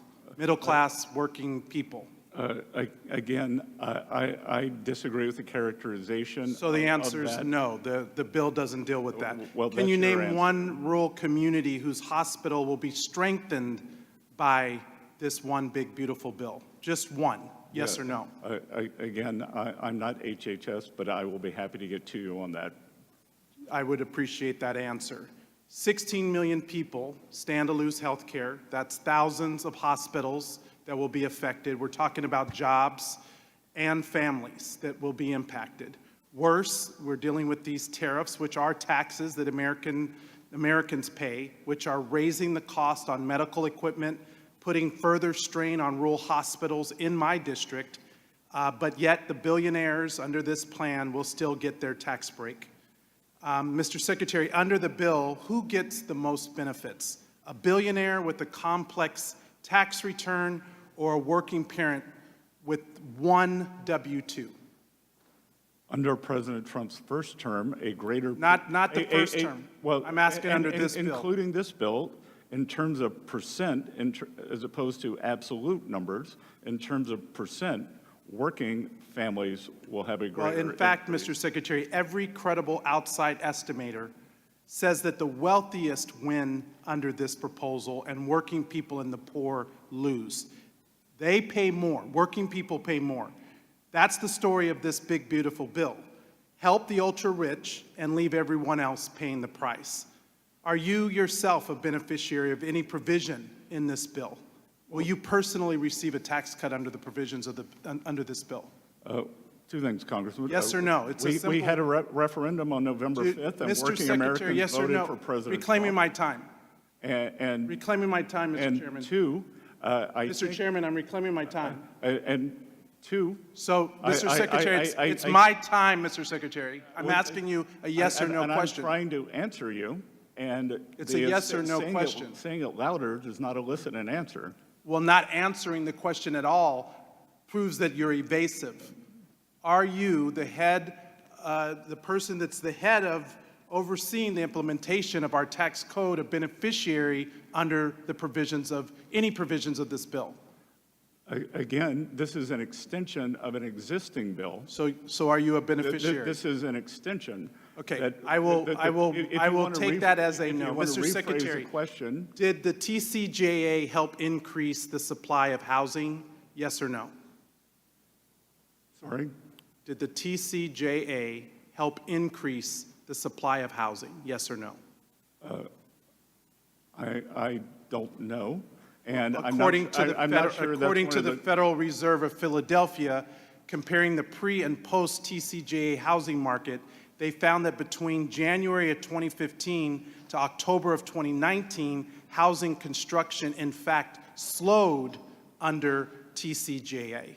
So, Mr. Secretary, do tariffs on steel, aluminum, and lumber raise the cost of construction? Yes or no? Again, on the housing point, the interest rates went up because the economy was stronger. And under this proposal... Inflation was nascent. And under a budget report that just came out from the Yale Budget Lab, they just released data showing that because of the debt that is going to be added by this big ugly bill, mortgage rates will increase. Are you aware of that? I'm aware that This bill is a I'm aware that the disaster Inflation for the Reduction people Act, of which I would Nevada guess you who are voted for. struggling with the cost of rent and the ability to afford housing. These are the pressing issues that my constituents are concerned about, and I hope that this administration understands the impact of the negative consequences of their proposal. This administration very I much yield- understands I yield back. the impacts on working Americans, and that's why working Americans voted for President Trump. Mr. Kerry. Thank you, Mr. Chairman. I want to thank the Secretary. Number one, I just want to be clear, and I already know the answer to this, but it's a yes or no. Are you making more money today than you were when you were in the private sector? Less. No, I know that. And, Okay. and just to be clear, too, Yeah. in 2017, when TCJA was enacted, my tax rate went up. Yeah. Went up. Mr. Secretary, I appreciate that. I do appreciate you being here. I do want to. Will the gentleman yield for one No, second? a gentleman will not yield, not at all. But what I would like to say is that I represent Central Ohio, including Columbus, Ohio, which is the second fastest growing city in the country. And while it is great, it presents a lot of issues as it relates to affordable housing. And I know that we've covered that here on the Ways and Means Committee. According to a report commissioned by the Building Industry Association of Central Ohio, housing permitting must increase approximately twofold in recent trends to meet the projected housing need of over 100,000 new housing units in just the next decade. So obviously increasing affordable housing is something that's very important to Central Ohio and all across the 15th Congressional District, and it's been a top priority of mine in Congress. The bill that we have put forward, well, there were some things that I disagreed with. The bill that we did expand affordable housing supply by restoring the 12.5% allocation increase for LIHTC, while lowering the bond financing threshold to 25%. I think these are very, very powerful things in the affordable housing world, and something that I think we, as members of Congress, on both sides, I mean, you're going to hear a lot of drama, but the bottom line is I think there are a lot of things that we can agree with. Do want to ask you a couple questions before we move on to the next person. Over the last 4 years, in a state like Ohio, families have been squeezed, obviously, by rising prices, cost of living, groceries, whatever. And I want to address the child tax credit, because I think this is something that we did in our package that I'm very proud to have supported. So I supported it in this bill, and it increases it by $500. Can you speak to how the Treasury views the role of modernizing the child tax credit and boosting family stability and workforce participation, and what's at stake if we let these enhanced benefits expire? Well, Congressman Kerry, that is a fantastic point, because not only does the One Big Beautiful Bill add $500 to the child tax credit, it makes it permanent. Mm-hmm.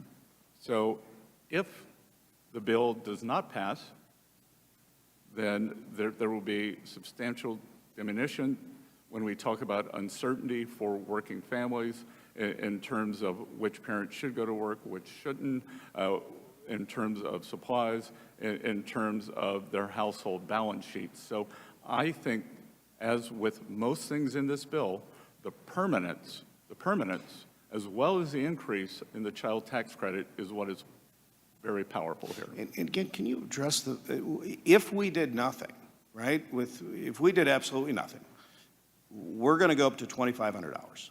But if we did nothing, what does the child tax credit go back to?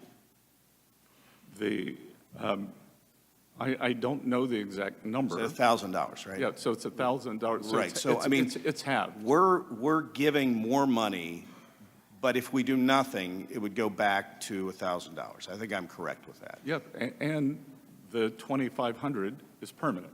Yeah. There is surety there for families planning their budgets, planning the labor allocation, how they will work, when they will work. Mr. Secretary, I do appreciate your time, and I want to let you know, I mean, as somebody that's on this committee, there are a lot of things that my colleagues on the other side and I agree with. And I just want you to know that I know that we will work continually hard to work with the administration to make sure that those things get through because it's for the betterment of the American people. So, Mr. Secretary, thank you for your time, and I appreciate your service, sir. Good. Thank you. Mr. Yocum. Thank you, Mr. Chairman, for holding this hearing today. And Mr. Secretary, thank you for being here. I want to applaud your work on rooting out waste, fraud, and abuse. You've seen a lot of hysteria and dire predictions about DOGE, but a recent briefing by Treasury and DOGE to our staff showed there's plenty of unsexy work that happened behind the scenes. There's one example where the IRS had over 100 licenses for a piece of software where it turned out they only needed 2. There's a saying that character is what you're doing when no one's looking. The same applies to government spending. I appreciate your work in going line by line within your budget to find unnecessary spending and things like this that we can root out.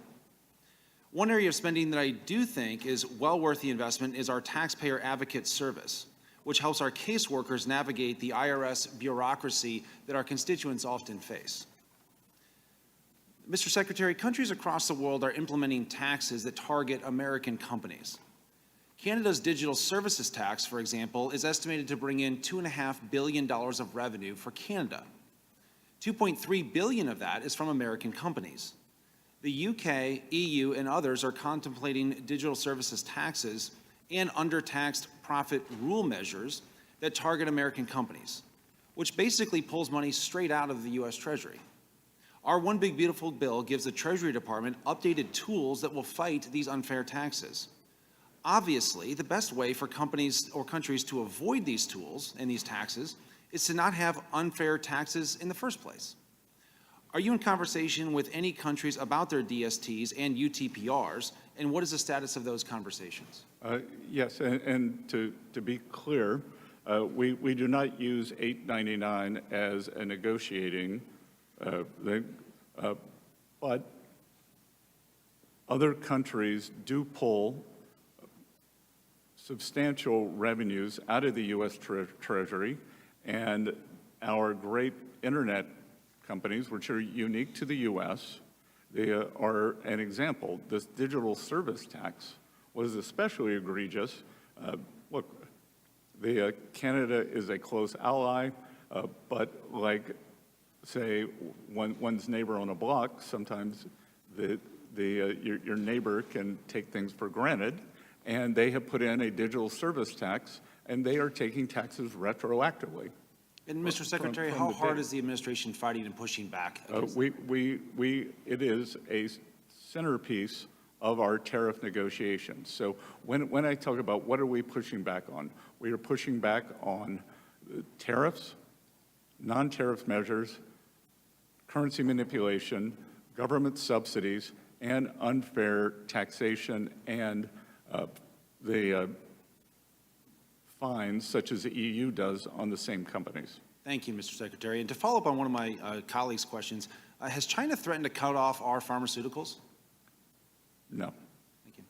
Speaking of China, China has plowed nearly $2 trillion over the last 4 years into increasing factory production and construction. But those factories aren't just churning out gizmos and gadgets for domestic consumption. It's doubling down on their overcapacity, and the numbers bear that out. Exports from China rose 13% in 2023 and 17% in 2024. It seems like there's a global recognition of the threat posed by Chinese overcapacity. The EU, Brazil, Indonesia, Thailand, and others have also imposed tariffs on China to counter the flood of cheap imports, not just us. You've talked in the past about a, quote, fortress North America, which we would coordinate with Canada and Mexico on Chinese overcapacity. Can you please give an update on administration efforts around this? Sure. So China accounts for approximately 30% of global manufacturing. They're trying to go on their way to 40. That is unsustainable. I warned our allies that when we put our tariff wall around China, that the goods and services, which I would say are the equivalent of that Disney movie where the brooms carry the buckets of water, that's the Chinese business model. And I warned them, the goods will come ashore in Europe, in Canada, in Australia, and unfortunately, I was proven correct. So they are seeing substantial, and the reason I talked about Fortress North America, because the greatest opportunity for transshipment is via Mexico or Canada using USMCA. Our trade partners are very responsive to this. They have made some very good offers on it. Thank you, Mr. Secretary. And Mr. Chairman, I yield back. Mr. Gomez. Thank you, Mr. Chairman. Mr. Secretary, how are you doing? So far, so good. Okay, I was just curious because I know Elon Musk body checked you at the White House. I just no animosity to Elon Musk, right? You know that? That's what I heard. So you believe, That's what I heard. You believe what you read on Breitbart is well, what listen, you're telling us, Congressman. I didn't know if it was too sensitive for you. I won't ask that question, but let me move on. I will take South Carolina over South Africa any day. Mr. Secretary, you believe that people should be judged on their merit, correct? Yes, sir. You believe people should be judged on their job performance, correct? Yes, sir. Okay, just want to make sure. And the reason why is that one of the first things this administration promises to do was to lower taxes, not lower taxes, lower the cost of living on day one. So let's get into that. On June 1st, Mr. Secretary, you said in regards to tariffs that there have been no significant price increases and concerns are overstated. Listen, I get it. For somebody that's worth $521 million, listen, no significant tariffs are not going to impact you. But I want to talk about working class people, people in my district and across the country that are impacted by tariffs. Do you know what percentage of shoes are actually that are sold in the United States are made here? I do not know that, but what I know is... Let me reclaim my time. And the reason why... The inflation number Let me tell you why. Because 1% of the shoes sold in the United States are made here. 1%. That means 99% of the shoes are made somewhere else. As a dad of a toddler who's growing and growing and growing, we have to buy him a lot of shoes. So that's what we know, that the prices are increasing on shoes. We also know that under the most favorite nation tariff rate, that amount is about 20%. Then you add an additional 10% across the board that you guys have placed, we're going to see people, working people, paying more for shoes, paying more for their clothes, paying more for essentials, and it's going to go up. And I get it. You're worth $521 million. I know that the president's a billionaire. I know Elon Musk. Most of the cabinet members are billionaires. And I know that you're on the lower end of that economic ladder in the White House. But for somebody that's making $30,000 or less a year, it's significant. I worked minimum wage jobs growing up. My parents worked 4 to 5 jobs a week to make ends meet. That's most people in this country. And one of the things that we know is this big billionaire bill is going to increase taxes on working class people. We know that most of the benefits go to the higher income folks. People that are making less than $30,000 a year, according to the Joint Committee on Taxation, will be paying an additional $20 billion over 10 years. $20 billion. $20 billion over 10 years. Just want to make sure that that is clear. And if we can avoid doing that, would you support an amendment to the bill that ensures people making under $30,000 don't see any tax increase? Congressman, I started my first job when I was 9. I found my first W-2, which was $37 a week. And I will point out that today's inflation number was 0.1%. 0.1. Let me reclaim my time. So that's a simple answer, simple question. Will you support an amendment that makes sure that people making $30,000 a year don't pay more? I will support working Americans. Let me go on, because I know you're not really answering that question. Let's go on to your 333 plan. Your 333 plan, which you doubled down on it today. 3% growth, 3% deficit to GDP, 3% million barrels of oil of domestic oil produced a year. Okay, earlier this hearing, you doubled down on those targets.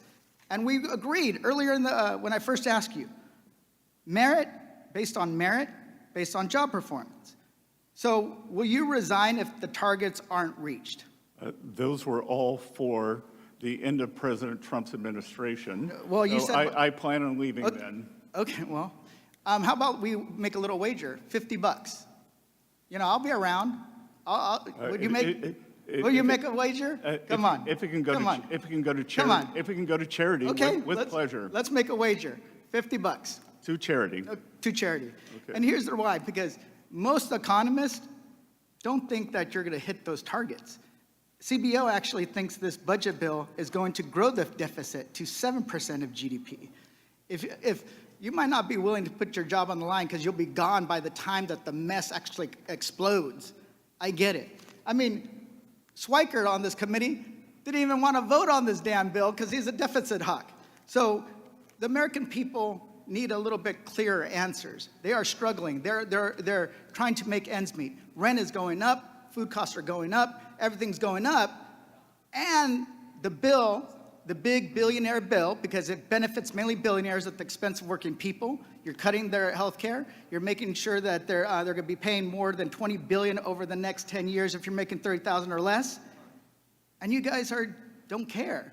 And I think you don't care because your net worth is $521 million. Okay, your time has expired. That would be a false assumption. Thank you, Mr. Chairman. I yield back. That would be a false assumption. And I think the people who didn't care were the Biden administration, who wiped out working families and lost in a massive referendum on November 5th.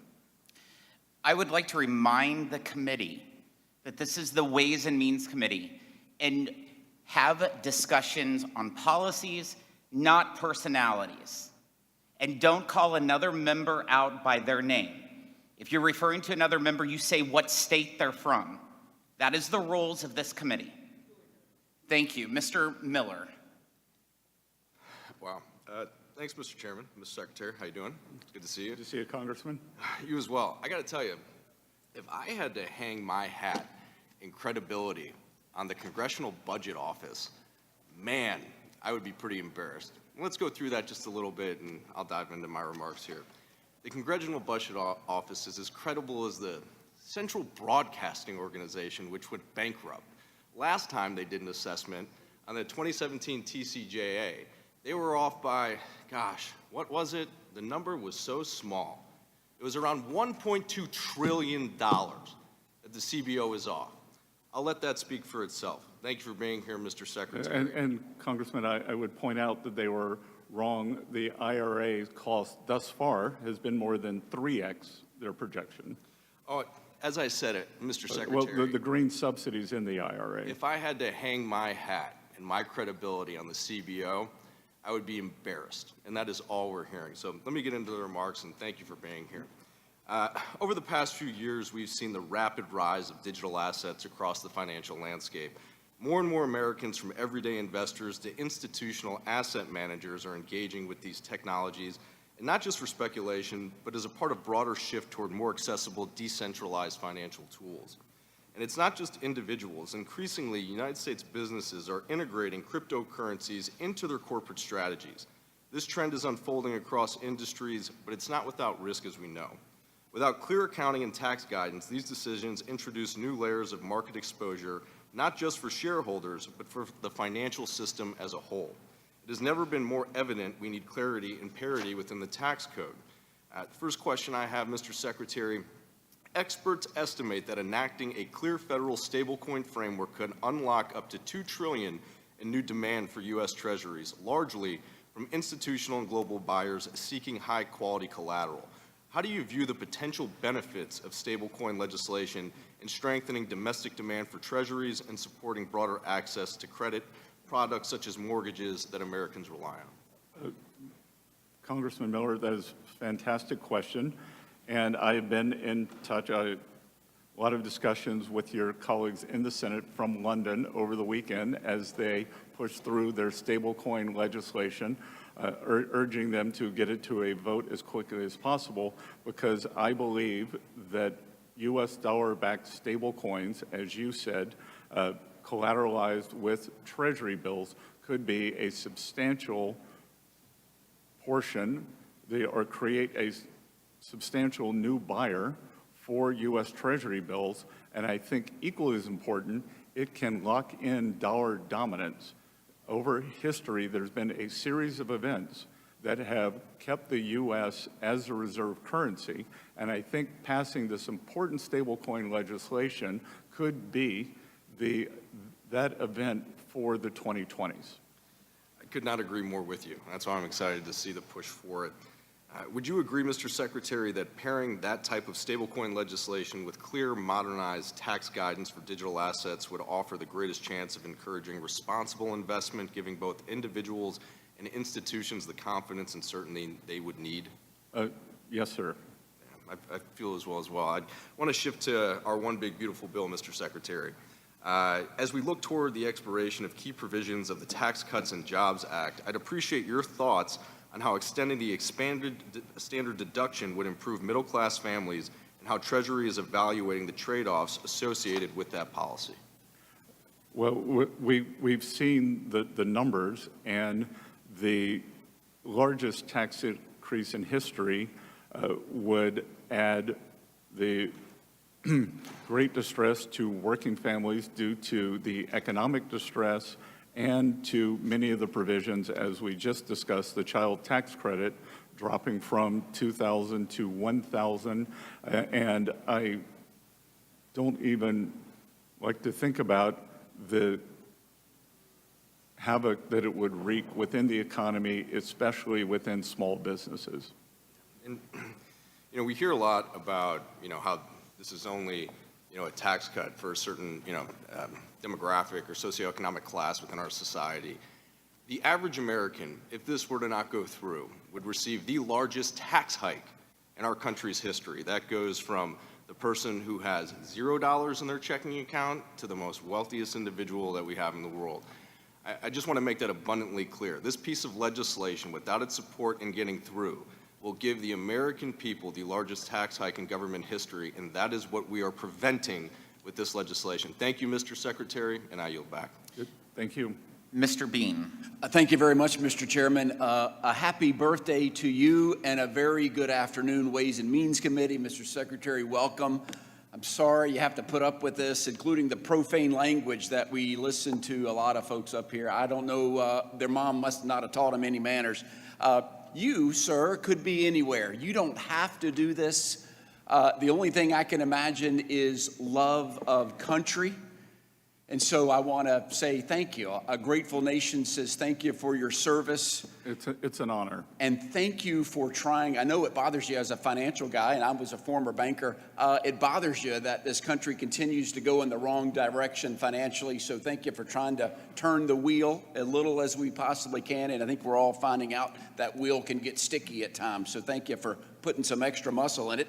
And part of turning that wheel is the one big beautiful bill, which, again, thank you for your service. There's so many great things in it. I'm going to ask you that, what's your favorite in just a bit. But first of all, I've talked to some restaurant owners that have confusion and angst over the tax on tips. And so once this legislation is enacted, Treasury will need to update its administrative guidance regarding the treatment of tips, particularly regarding the adjustable gratuities. When the bill is already pre-filled out of tips and will you and Treasury, I know you're going to head this direction anyway, commit that Treasury will clarify its guidance so recommended gratuities such as those added to the bills of large parties where the customer retains the ability to adjust the amount are treated as tips rather than service charges, so the intended target that Congress wants to do it is you don't pay tax on tips. Mr. Secretary, what say you? Congressman, we have a lot of data on tip income, so this should be a relatively easy endeavor, and we will work to make this as seamless and as efficient as possible so that the working people who receive tips, that it will be expedited and that the small business owners will experience as little paperwork as possible. Thank you, Mr. Secretary. That's the right answer. I listened to you. You've been speaking, and you've done marvelous work because you and the DOGE effort have said even before your tenure, Treasury was out of control. not even the most essential information in its computer disbursement systems, which has led to over $165 billion in improper payments just last year. We double paid things, and then once we paid them, we couldn't figure out why we paid them. I listened to you of what's needed, and guess what? I've got great news, Mr. Secretary.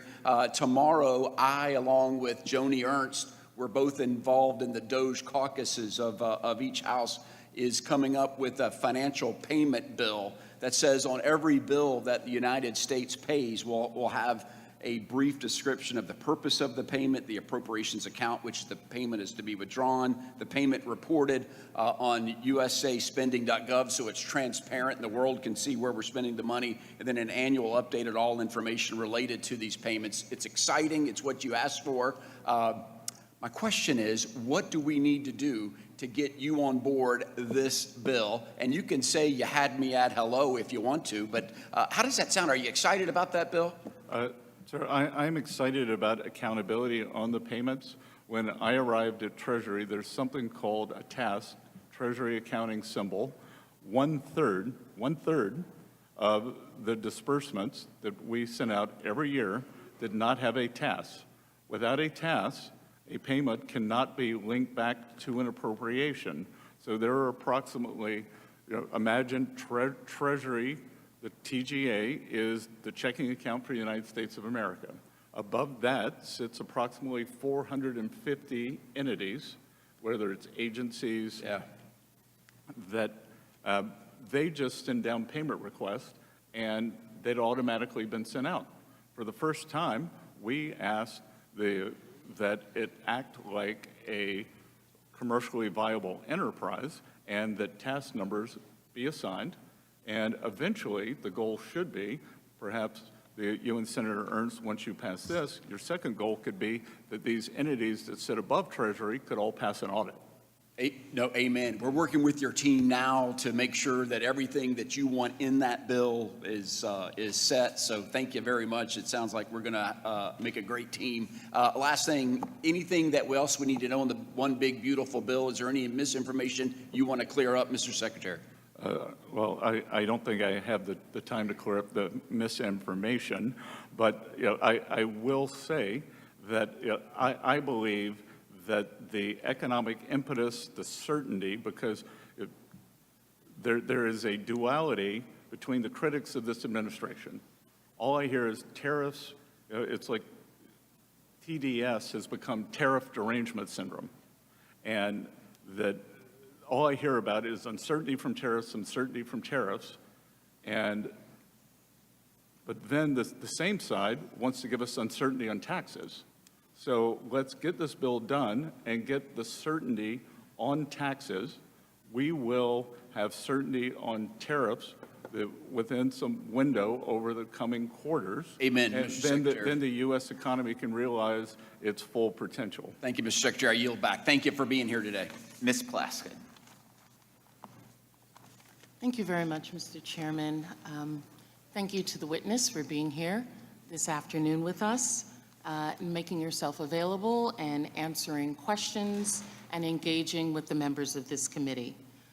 I first wanted to share that, I think back on the last administration, this administration, the transition.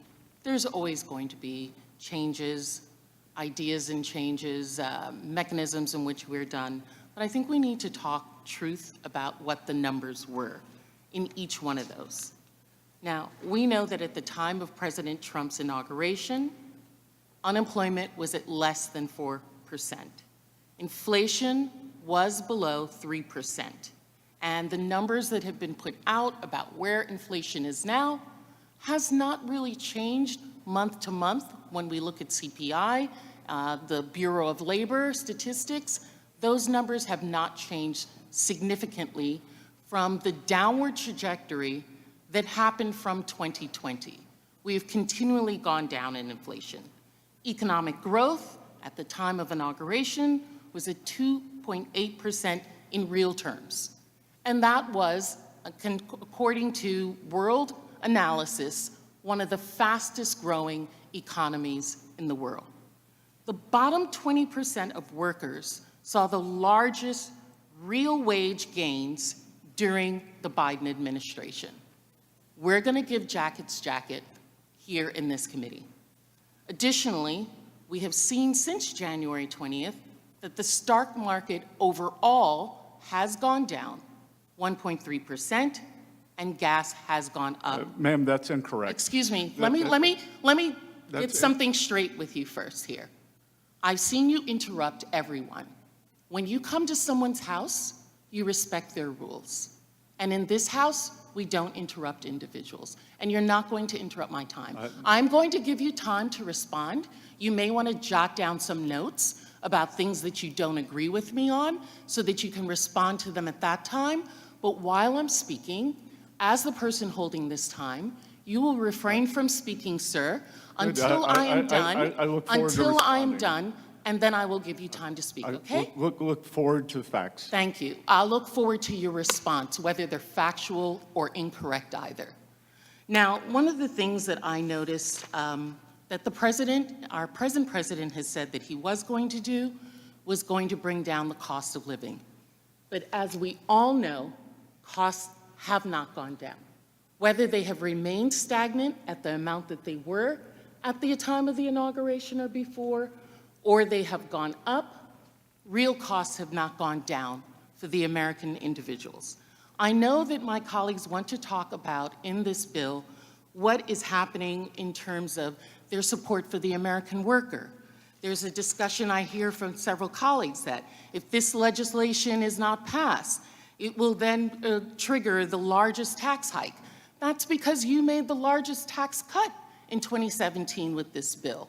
And it's not to say that we cannot negotiate, as Congress has used to do, something in between there. It does not have to be this bill. It could, in fact, be something in between there. But that's not what we're doing here in this Congress at this time.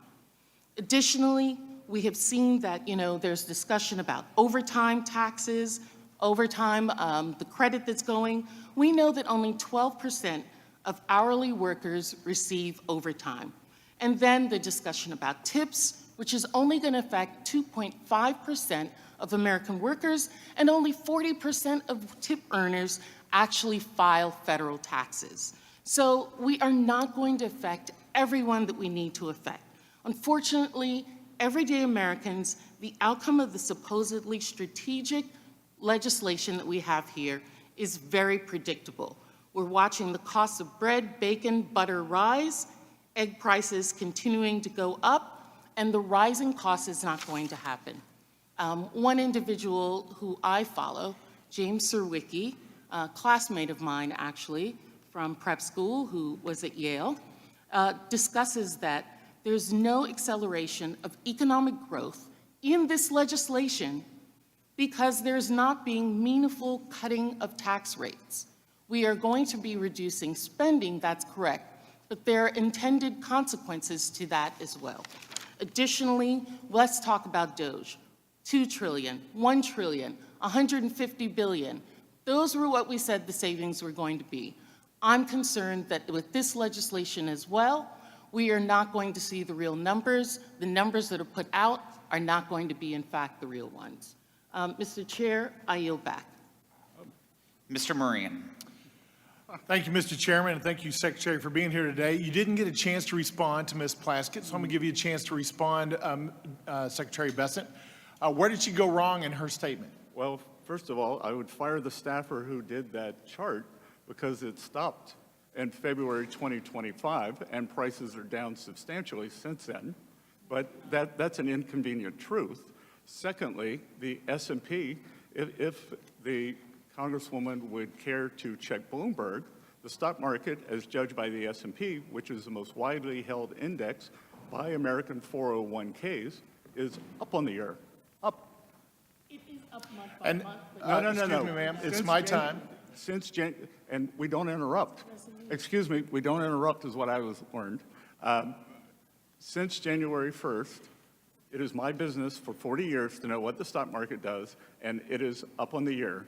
So Thank you for that clarification, Secretary. I want to go back and look a little bit more history, some recent history. When Democrats had the trifecta just a few years ago as part of their Inflation Reduction Act, which actually skyrocketed inflation, they enacted their so-called Corporate Alternative Minimum Tax, or CAMT as it's known, a wildly complex and burdensome 15% minimum tax for job creators across America.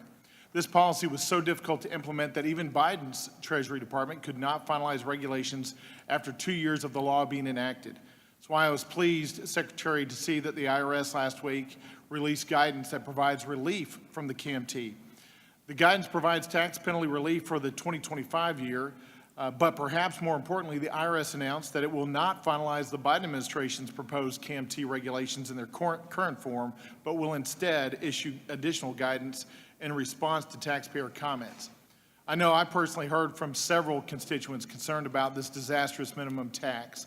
Secretary Bessent, could you please elaborate on the recent action that the Treasury Department and the IRS took to provide taxpayer relief from the CAMT and preview any future action the administration might take? Sir, the KMT is part of an overall simplification for businesses, and we have tried to do that across the board where we've seen it, as several members on the Republican side of the aisle have pointed out. This is a pro-business administration. I would categorize the previous administration as few business people, academics, career politicians. Secretary, let's go back even further in history. In 1963, President John F. Kennedy faced a critical economic situation due to years of excessively high tax rates, wasteful government spending, and undulating unemployment rates. His proposed solution at the time, what was it? It was lowering taxes, both for individuals and for corporations.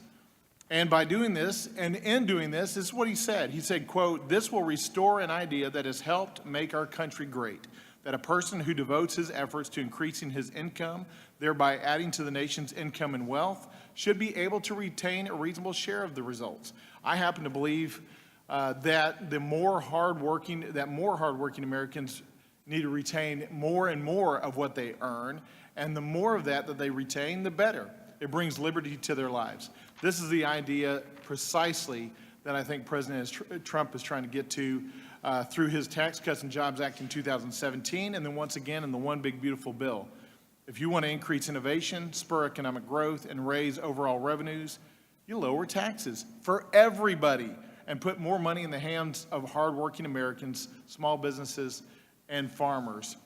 Would you agree with that proposition, Secretary Bessent? And would you say that the One Big Beautiful Bill is perhaps the most pro-growth, pro-worker, pro-business legislation since the TCJA, maybe even more so?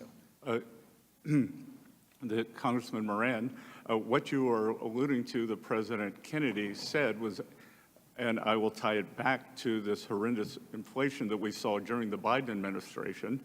His economic advisor was a Yale professor, James Tobin, and he asked Professor Tobin, what is the governing factor on government spending? It's inflation, isn't it? And I'm afraid that Secretary Yellen, who was a dissertation student of Professor Tobin, did not heed that lesson as we got the great inflation during the past period from this government spending. And look, I think that this is the nature of U.S. enterprise. This is why we have the greatest economy in the world. This is why Europe cannot get out of its own way. China has a command and control economy, that we push for Americans to be able to keep more of their own money, to simplify starting businesses, and that is what we are trying to do. And that's why, as I said, trade, tax, but deregulation is going to be very important here, because what we are finding is that it is very difficult. One of the reasons it's difficult to make or build things in this country is because of regulation. If you try to build a pipeline, you need certainty that for us to be energy dominant, to build an electric grid, if we are going to be the AI superpower that we are on our way to being, it will require a substantial increase in generation capacity. So permitting new electrical generation, but equal as important, permitting the transmission. We need government to be a partner, not an adversary. I wholeheartedly agree, Secretary Bessent. The more liberty for our businesses and our individuals, our families, and our farmers, the better for our economy. It spurs innovation and economic growth. With that, I yield back. Thank you. Mr. Swazi. Thank you, Mr. Chairman. Thank you, Mr. Secretary. It's been a long day. We appreciate the time that you've spent with us, especially considering your travel schedule and how tired you must be. Thank you very much for your service to our country. We're very grateful to you. You complimented one of our colleagues earlier about it's great to see something bipartisan happening. There's very little bipartisan things going on right now, but to make bipartisan things happen, you have to talk to the other side. You have to negotiate with each other. And every problem we face in our country is complicated, and you can't solve a complicated problem in an environment of fear and anger where we just see everybody yelling and screaming at each other like this. So I would love to work with you, and I'm sure many of my other colleagues would like to work with you on the tariffs. As the ranking member, Mr. Neal, mentioned earlier, we negotiated together on USMCA. We'd like to negotiate together using our congressional authority on tariffs. You talked about de minimis earlier. The president did an executive order. I have a bill on de minimis. Linda Sanchez, who's the chair of the subcommittee, has a bill on de minimis, wants to do the same things that the administration does. Let's do it for real. Let's do it together. You talked about, the president talked about negotiating drug prices, could save a lot of money for the federal government for Medicaid and Medicare. Let's do it together. Let's most Democrats are in favor of negotiating drug prices for Medicaid and Medicare. Let's work together to accomplish these complicated issues. Immigration is a very big issue for me. I know that's not really your area. Waste, fraud, and abuse. You know, Mr. Bean is part of a DOJ caucus. I'd love to work on going after waste, fraud, and abuse, but I think the DOJ caucus, the DOJ operation under Elon Musk did a terrible job. They cut the people overseeing the nuclear stockpile. They said that we have to hire them back. They cut the people overseeing the avian flu. They had to hire them back. They cut the people overseeing the measles outbreak. They had to hire them back. They started at $2 trillion, and they said $1 trillion we're going to cut. Then they said $150 billion we're going to cut, and it's going to cost that much in lawsuits and all the inefficiencies that were created. Do you think the DOJ under Mr. Musk did a good job? I think that DOJ under Mr. Musk has set in motion an ethos that No, I understand the ethos, but under Mr. Musk, do you think they did a good job? that I hope we can continue throughout the government. But not the ethos of cutting people from the nuclear stockpile. That wasn't a good ethos, was it? As I say at Treasury, we move deliberately and fix things. Right, so they didn't move very deliberately, did they? They moved kind of scattershot. The Congressman, I have the benefit of the DOJ people who are full Treasury employees who either I or I understand that, and I appreciate that. I want to ask you about Mr. Musk's overseeing of DOJ. But my senior staff interviewed these DOJ people who are not DOJ people, they are Treasury people, have been incredibly And adamant. I believe you, Mr. Secretary. Do you think that Mr. Musk did a good job overseeing DOJ? Because it's been reported that you said he was a fraud, that the whole thing was a fraud. Do you agree with that statement, or is that inappropriately reported? Fake news. Fake news, okay. So, Mr. Secretary, I agree with 75% of the stuff that's in the big bill that you guys talk about. We call it the big ugly bill, not the big beautiful bill. There's three things that I really don't like about it a lot. I don't like that we're continuing the cuts in tax breaks that we're giving to the wealthiest Americans from 39.6 down to 37. I think that's a deficit-producing, unnecessary tax cut that's going to just increase the deficit and not do anything to increase economic productivity in our country. The second thing I don't like is that we're cutting so much Medicaid for so many people in need, and we're cutting the food assistance program for so many people in need. And the third thing I don't like is this whole thing we've been hearing a lot about today, the deficits that have been created. Now, you don't agree with the CBO. We've heard that several times. You also disagree with the Committee for Responsible Budget, who said that there's going to be a $3 trillion deficit from this. You disagree with that also, right? Yes. And you disagree with the Yale Budget Lab. You went to Yale. You don't agree with the Yale Budget Lab. They say it's going to be a $3 trillion deficit from this. Do you disagree with them also? There are a lot of things I disagree with Yale on these. Do you disagree with the Penn-Wharton budget model, who said there's going to be a $3 trillion deficit from this bill? Yes. You disagree with Elon Musk, who you supposedly you do get along with now. It will massively increase the already gigantic deficit to $2.5 trillion and burden American citizens with crushingly unsustainable debt. Do you disagree with Mr. Musk on that issue? Yes. Do you disagree with Ray Dalio, who said that this is unsustainable? I agree with Ray Dalio that we need to get our fiscal house in order. Do you disagree with Jamie Dimon, who says it's going to cause a crack in the bond markets? I met with Mr. Diamond the other day, and he wasn't necessarily referring to government finances. Well, he said there's going to be a crack that's going to take place in either 6 months or 6 years. And let's ask you, when do you think that's going to happen? I that believe crack? he was referring to market structure.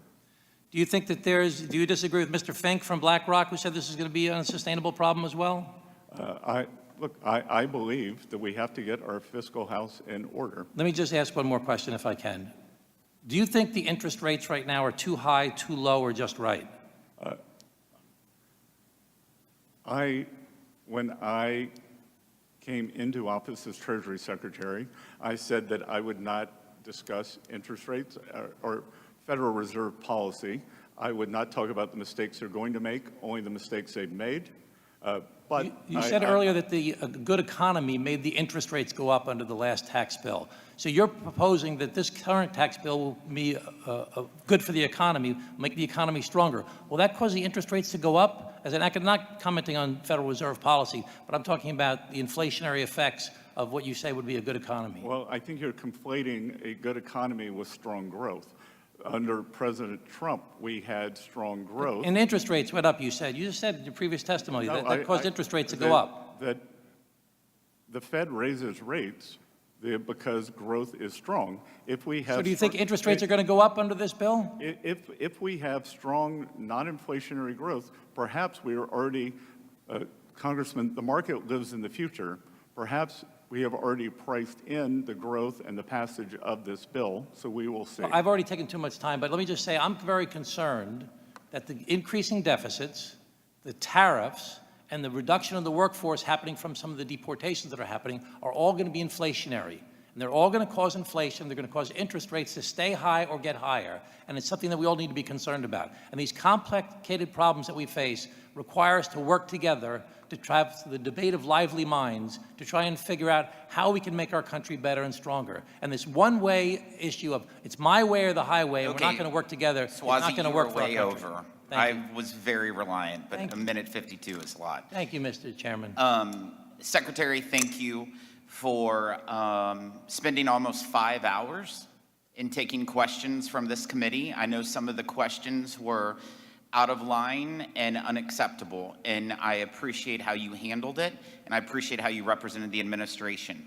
Please be advised that members have 2 weeks to submit written questions to be answered later in writing. Those questions and your answers will be made part of the formal hearing record. With that, the committee stands adjourned.